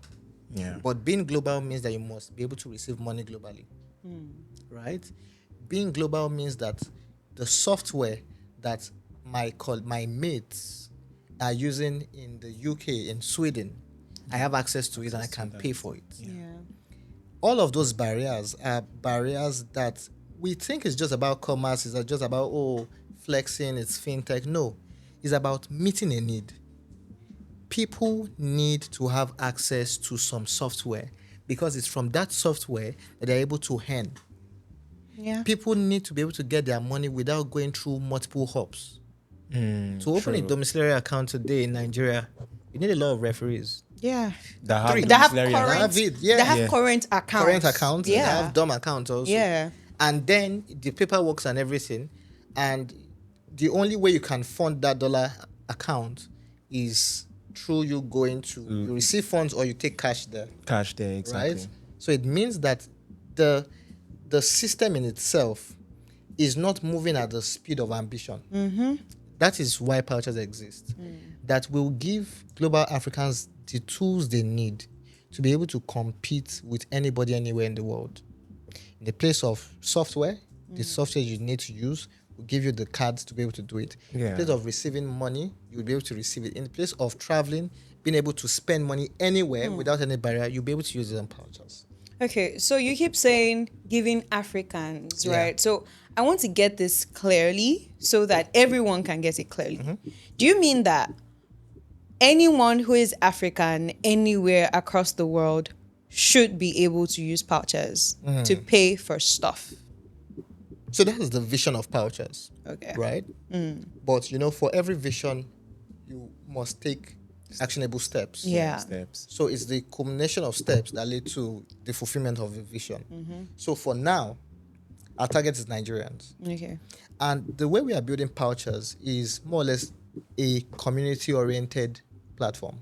Okay. Okay. We are interested in the well-being of those who use us, make use of pouches. It means that I'm not going to launch in Kenya or Ghana without understanding what makes a Kenyan global. For me to do it, it means I need empathy to put myself in their shoes. Yeah. It means that we have people who have gone through that experience and they're able to say, this is what we are facing. Pouches is the right place to be able to build that future out. So at the end of the day, Pouches becomes a collective mission where people, Africans from everywhere, wherever they are able to work hand in hand to give Africans that access they need. So it's not going to be about me, right? Yeah. It's going to be about everybody. Everybody. We want people to be able to say, I am a part of Pouches, right? I am proud of Pouches. I'm proud to be a Member of the Pouches brand, community. because it's beyond the place of card. We do more than just saying, oh, it's support, right? It is about what are you using it for, right? We want to help you. We want to be able to help you do this. We want to be able to know how you are feeling. So we're not really chasing the place of with profit orientation. Yeah. We are much more interested in the value we bring.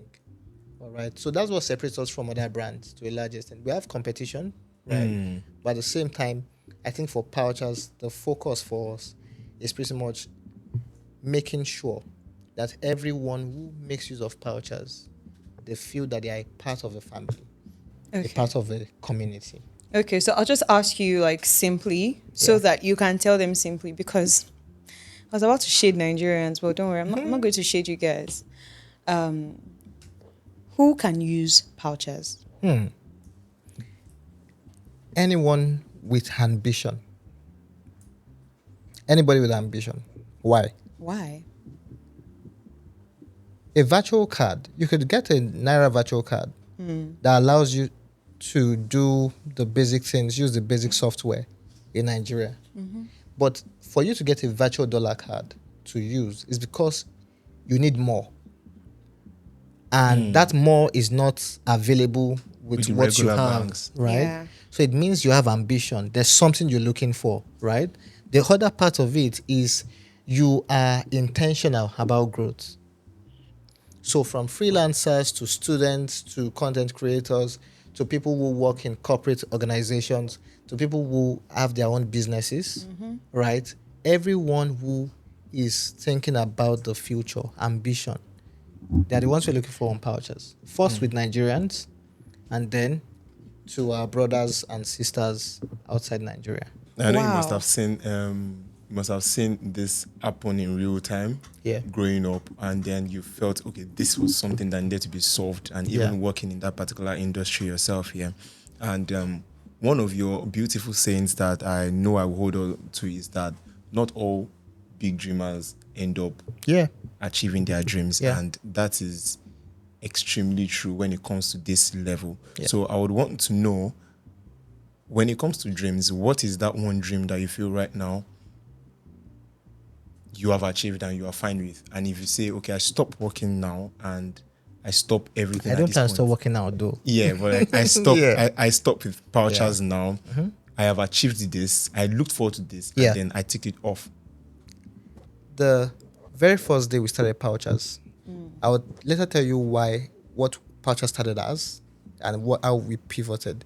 The very first day, a stranger that does not know me or any member of my team used Pouchers, our card, to make payments, and it was successful, and I could see it on our dashboard, was when I knew that we've gotten it. Getting. Now, thousands of people use Pouchers. It's not possible for me to know thousands of people. These are people that do not even know who owns Pouchers, who are those who work in Pouchers, but they depend on Pouchers. These are people that before now, they may be with a competitor before now, or they may not have even known. But the mere fact that someone wakes up and the Pouchers app is still existing on their phone is fulfillment for me. Amazing. That something we built is in the hands of more than 1,000 people or 2,000 or 5,000 people, and they never deleted it because it is solving a problem for them. I think I can go home and sleep and like I've done. You've done something amazing. Yeah. Oh, Messiah. Okay, what is one financial advice you give us, to adapt, especially before we become billionaires? Okay. The first one is invest in yourself more than you invest in tangible assets. I don't know if you get what I mean. The person that you become is much more valuable than the assets you acquire. Is the fact. Why? The assets in the hand of someone who is an illiterate does not mean that you have access to some rooms. True. You can drive. Sorry, they say this on Twitter or Instagram, all of that stuff. There are some of these are guys. I don't know. I don't want to call them. There are some countries they can't enter. Is it the Yahoo boys? Not even the Yahoo boys now. Don't worry. I don't want to cast anybody on this. But the truth about it is this: that money or assets does not mean that when it comes to intellectual conversations, you are present. Okay. All right. And the world is built on intellectuals, not vibes. Yeah, Real. true. The world we inherited, that we are in, wasn't built on vibes. The reason why we still talk about the Greek philosophers, all of those guys, the guys who did mathematics, arithmetics, Pythagoras theorem, all of those things, which are the foundation of what we see in engineering and all of that stuff, that builds bridges and all of this stuff, is because they were deeply intellectual. Dangerous intellect. So, it's very important to invest in oneself because that's where you can get the returns. The truth about it is this: in a company, if you work in a company, they pay you a lot of money, and you go to trainings through that company. The day they sack you or you resign, the only thing is you lose access to the money and all of the privileges, but all what you learned goes with you. Yeah. So that's one thing nobody can take from you. So why not invest in something people can't take from you? Yeah. So invest in yourself. That's my biggest hack. Yeah. In other words, pay for that course. Not all those courses that they advertise on Instagram when everybody's doing and selling courses. Yeah. The one that you know that is going to help you pay for it.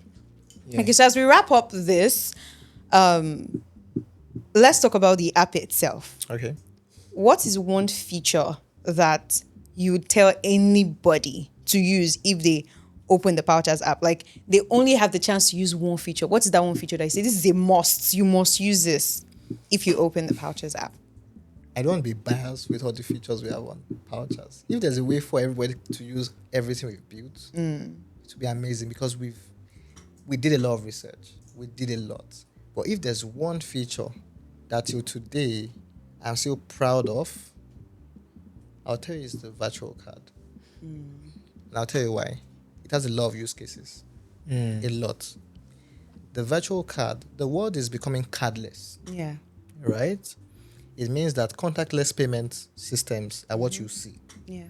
And because it is virtual, you don't have to take it around, right? It means anywhere in the world that the main networks, is acceptable in, you can work with it. You're not stranded. You can pay for anything.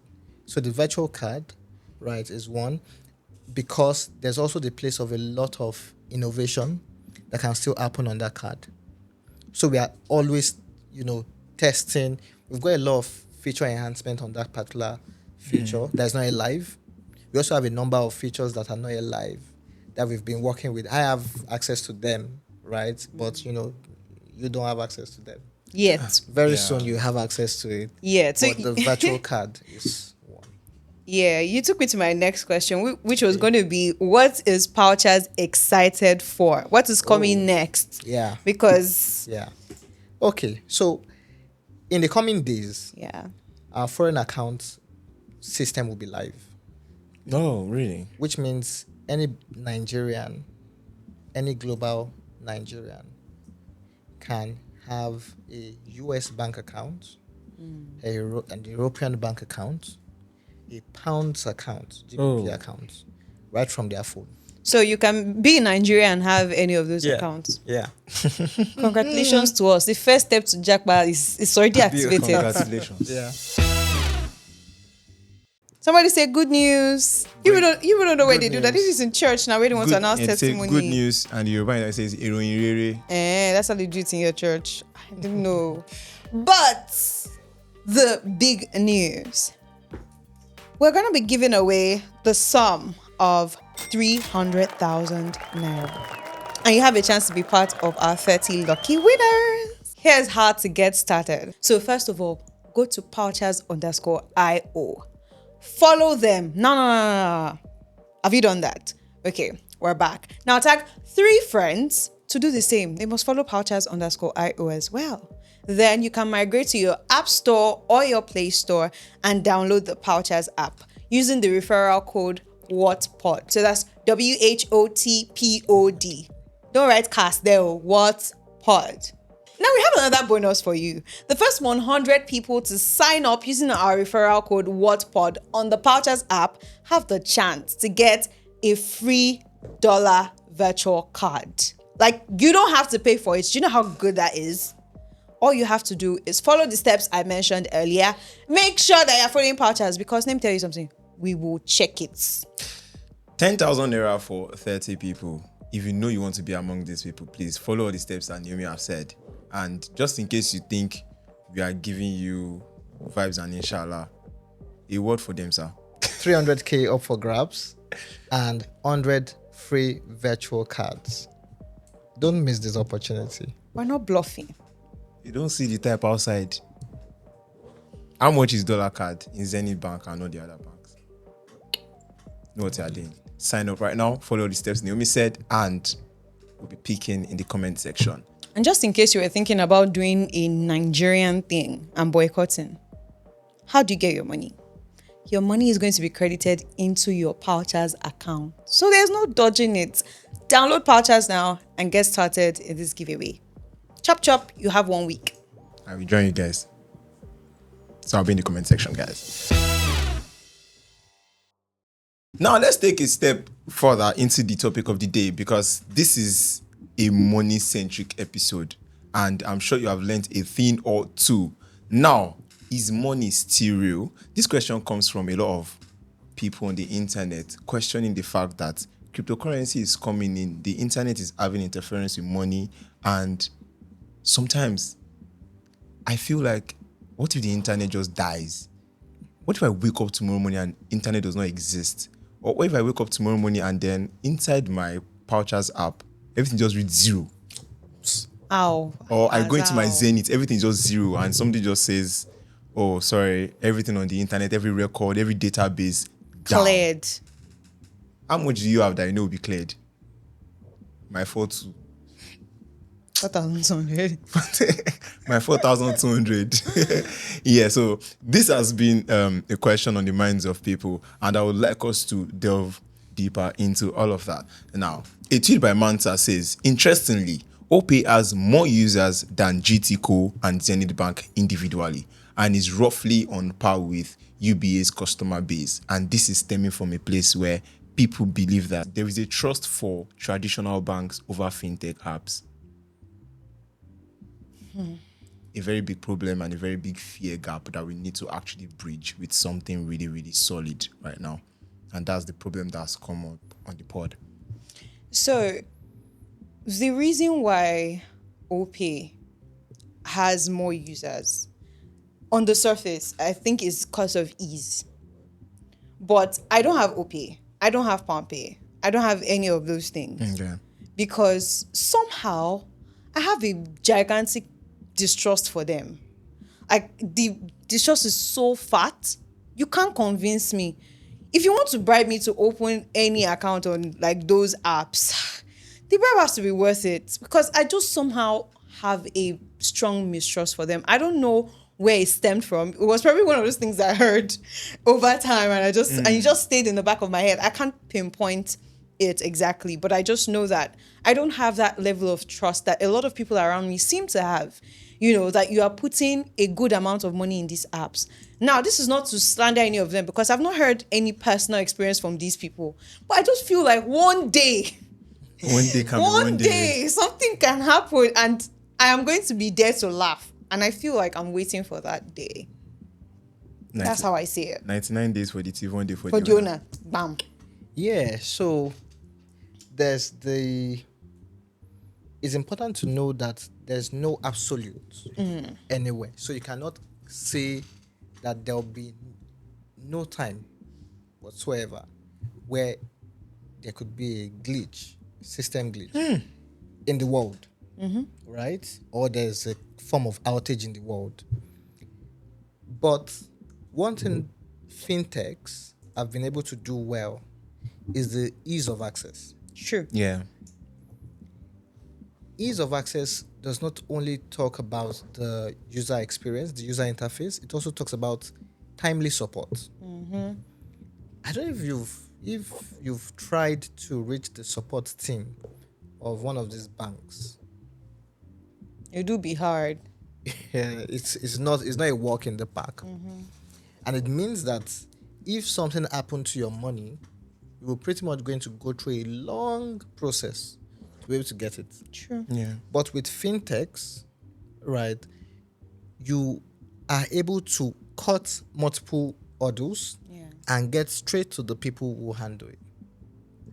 Another misconception is the thought of, because fintechs are pretty much digital, they are localized digitally. There's no brick and mortar shop. There's no branch to go to. There's that feeling of they can vaporize one day.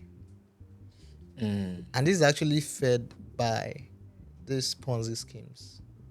True. The sore taste that Ponzi scheme platforms left in the mouths of people kept deepening the distrust people have for fintechs.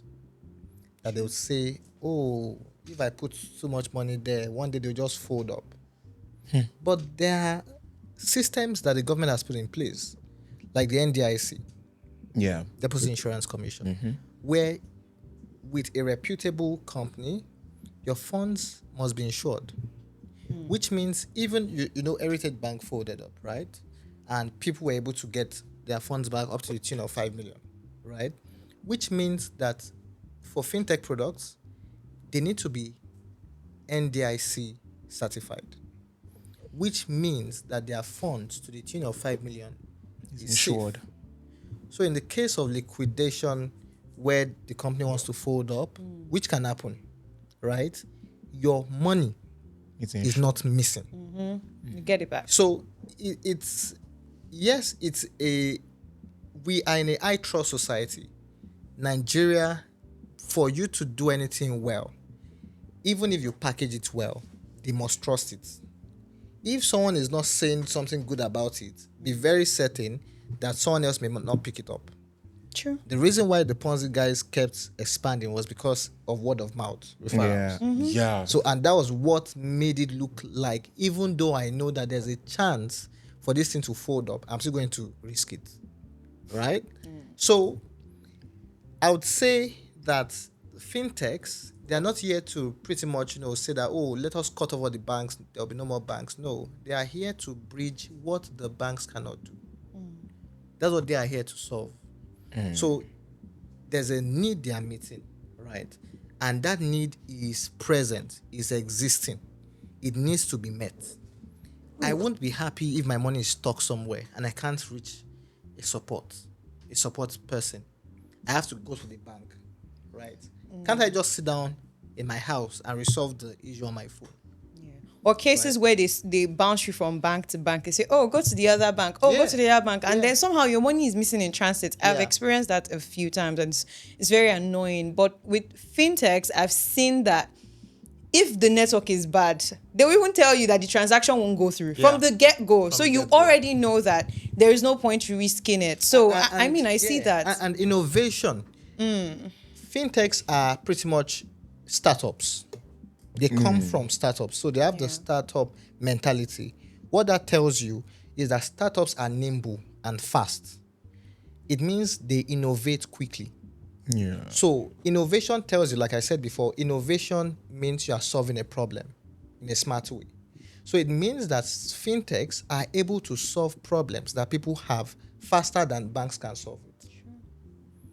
Banks can't move as fast as fintechs.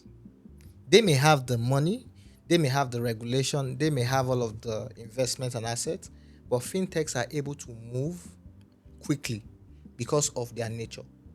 So it means that there's look at it now, that OP, you don't use OP, yes, but there's this security feature on OP that would let you, that you can set a fake PIN. Some banks have for security. For security, right?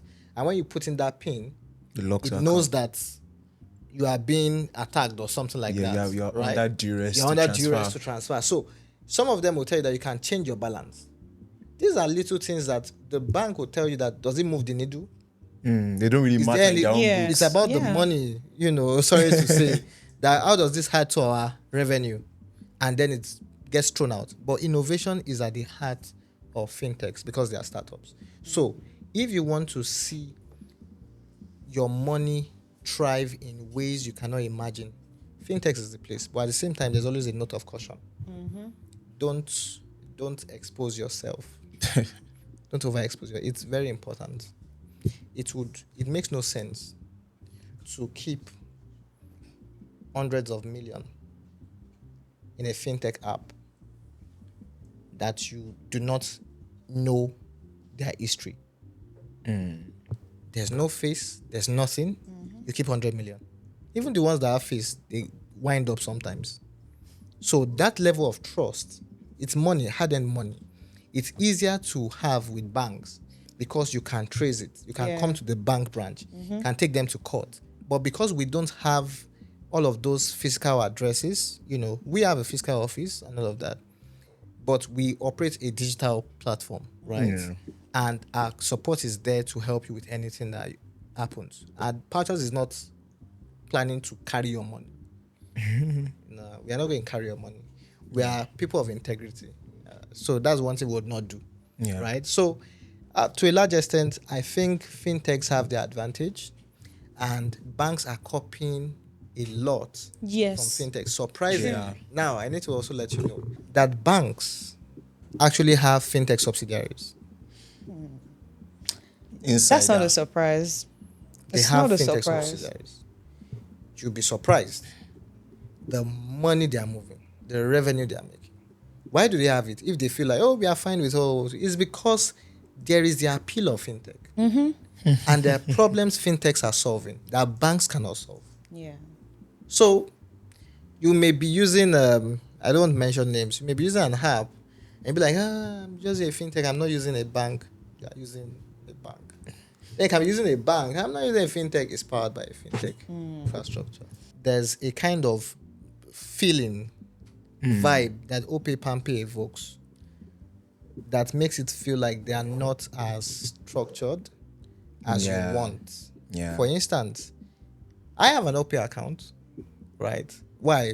Maybe because I'm always looking at products, right? Always looking at what competition is doing. But my helper cannot say he wants to send me money and I'll give him an OP account. Bam. I can't. There's a kind of feeling it evokes, like, are you serious with your life? So that That is it. You want to use a proper bank, right? Yeah. So there's that feeling that comes with using proper banks. Yeah. But at the same time, like I said, fintechs also have a very important advantage. As a fintech operator, fintechs, they do have advantages. Especially in this day and age of speed. Yeah, speed, non-negotiable. I remember working with a particular company and we were trying to work on an employee rating, and we asked them, okay, come for interviews and all like that. And a few minutes in, we said, all right, it's a nice company. Let us give you something. You came for the interview. Let's give you something into your account. So like Let's a kind of you. honorarium or something. Yeah, and drop the account you would rather use for your salary account. So if you are calling you back, we know that That's your salary. you are fine and we don't need to get your account details anymore. But for now, just give us an account. And this person dropped his pound pay. Now, when he dropped his pound pay, we just asked him, is this where you want to pay your salary into? He said, me, I don't trust all those other banks, so pound pay is fast. And I'm like, Okay. sir, you're in a structured environment. You are somewhere where I don't want to try and send you money and then I have to press other banks. Truth is, That's I very cannot painful. trust you if you drop OPay or PalmPay as where your salary is supposed to go into. But that's my perception, that's my bias. So I'll just leave it there. All right. I know that you have said it before and you still most likely experience it. Yeah. It's something that is normal in the tech industry. Yeah. And that is something about bad actors being emotionless. It is something that we have learned hardly. Yeah. And for you to come out and put it out there that bad actors are actually emotionless, I mean, it's something that must have really hurt you deeply or have scared you, at some point. Now, we look at that same kind of system and we bring it to the digital world. The surface area of attack coming to digital world and coming to the traditional banks, how heavy is it? Because the fear is more when there is actually more surface area for attack. Yeah. So how has it happened that you are able to undo such actors in these trying times? I want to say this way, that because banks may not mention that they experience cyber attacks, does not mean it doesn't happen. It happens. It's constant, right? But the noise is much on fintechs because of the structure, because of the limitation in cash flow. So a quote and unquote a 20 billion fraud operation can win down a fintech. But a 20 billion fraud operation on the bank, traditional bank, would just be, it would be court issues, but it would be an item in their P&L. And you move on with life. Right? That's why it's not that massive. But the moment it happens on fintech, it will get the news immediately. So, fraud happens everywhere. Now, these guys don't care about you. Yeah, They don't care about you. Yeah. They see it as a way of life, as a means of survival. So, and they're pretty smart people. In the very early days of Pouchers, when we didn't know what we were doing, we had an experience. And I was thinking, these people should know that it is people that earn money. But they did not send us. They didn't send us. They took it. And what that taught me immediately at the point was security is non-negotiable. non-negotiable. We invest in security like something else in Pouchers because we stay close to what happens, we hear what happens, we see what happens in the world, and we are always building setups to make sure that we are not victims. So if there's something that we hold like by the neck, right? It's security. And so it's because of experience. That these people, and I need to say this, the process to recovering funds in Nigeria is broken or is non-existent. Non-existent. Is non-existent.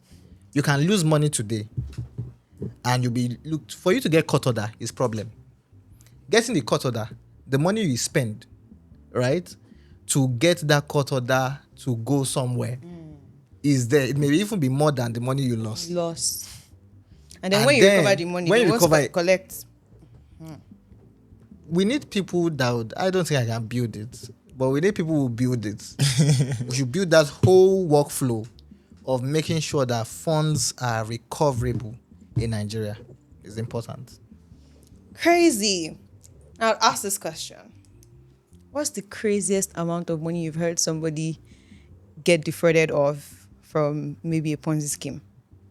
The craziest I've heard, I think 93 million. Hey, woo. 93 million naira of someone's hard-earned money. From Ponzi scheme. Did the person Yes, think sir. it was like an investment? Yeah, it was an investment scheme that turned out to be Ponzi. Chim. Maybe do you call? 15,000. 15. Okay. Okay. Yes, now. That's not bad. You laughed That's at my fine. That's like, fine. Exposure no matter now. Like, yes. That's I don't fine. surround myself with people that invest in Ponzi scheme like that. The thing is, you won't know. These people are so sneaky, right? I know someone that was 15 million and they just went like that. And they will lie to you. They have like websites, some of them even have apps. Yeah. And they really build the lie. So like the first people in the chain make money, and then the people that now come later. This is your money they will use to pay those ones. Yeah. And then they'll disappear on you. Nigerians are crazy, man.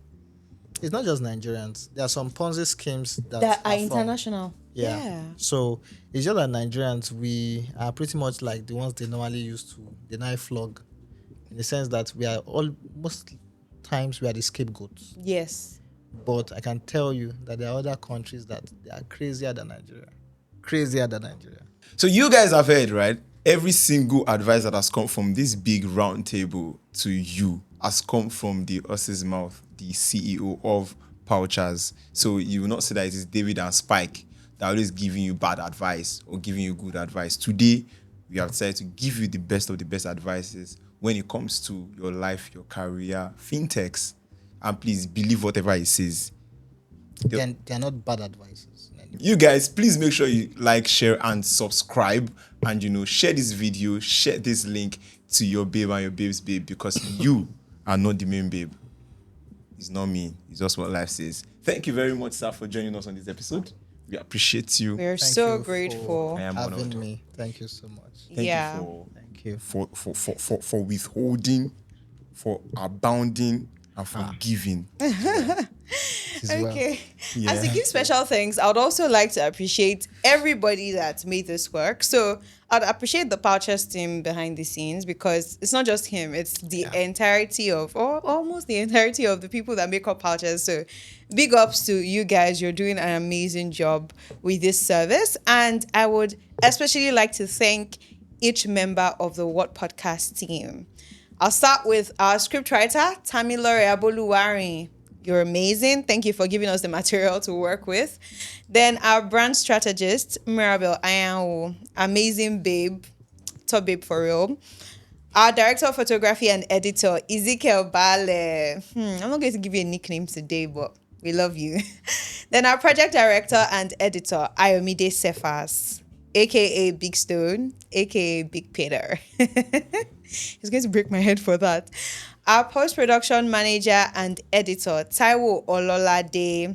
You're amazing. Her birthday is very soon, so you guys could wish her. Don't worry, we're gonna let you know when her birthday comes up, but it's very, very soon. Our sound engineer and editor, Dorcas Joshua, and the operations manager, Felix Eze. Thank you so much for all that you do. And the biggest thank you to HO3 Media, our production company, for helping us make this dream come true and keeping it alive. We love you, we appreciate you, and we hope that together we keep doing amazing work. Yeah. Thank you. And all love from Spike. Spike is saying hi to you guys. The guy is Yeah. really struggling with law school right now. He's been reading back to back. It's been a lot for the young man. I can't believe you are a law student in this Tinubu regime. It's really, really hard. So please like, share, and subscribe so you can find money to To send support to me. this thing. it's really difficult. A lawyer last time he was going to go and fight a court case for somebody that borrowed 4,000. How? I didn't know that. A pro bono lawyer. Nah. Oh, Chim. It's really things are tight.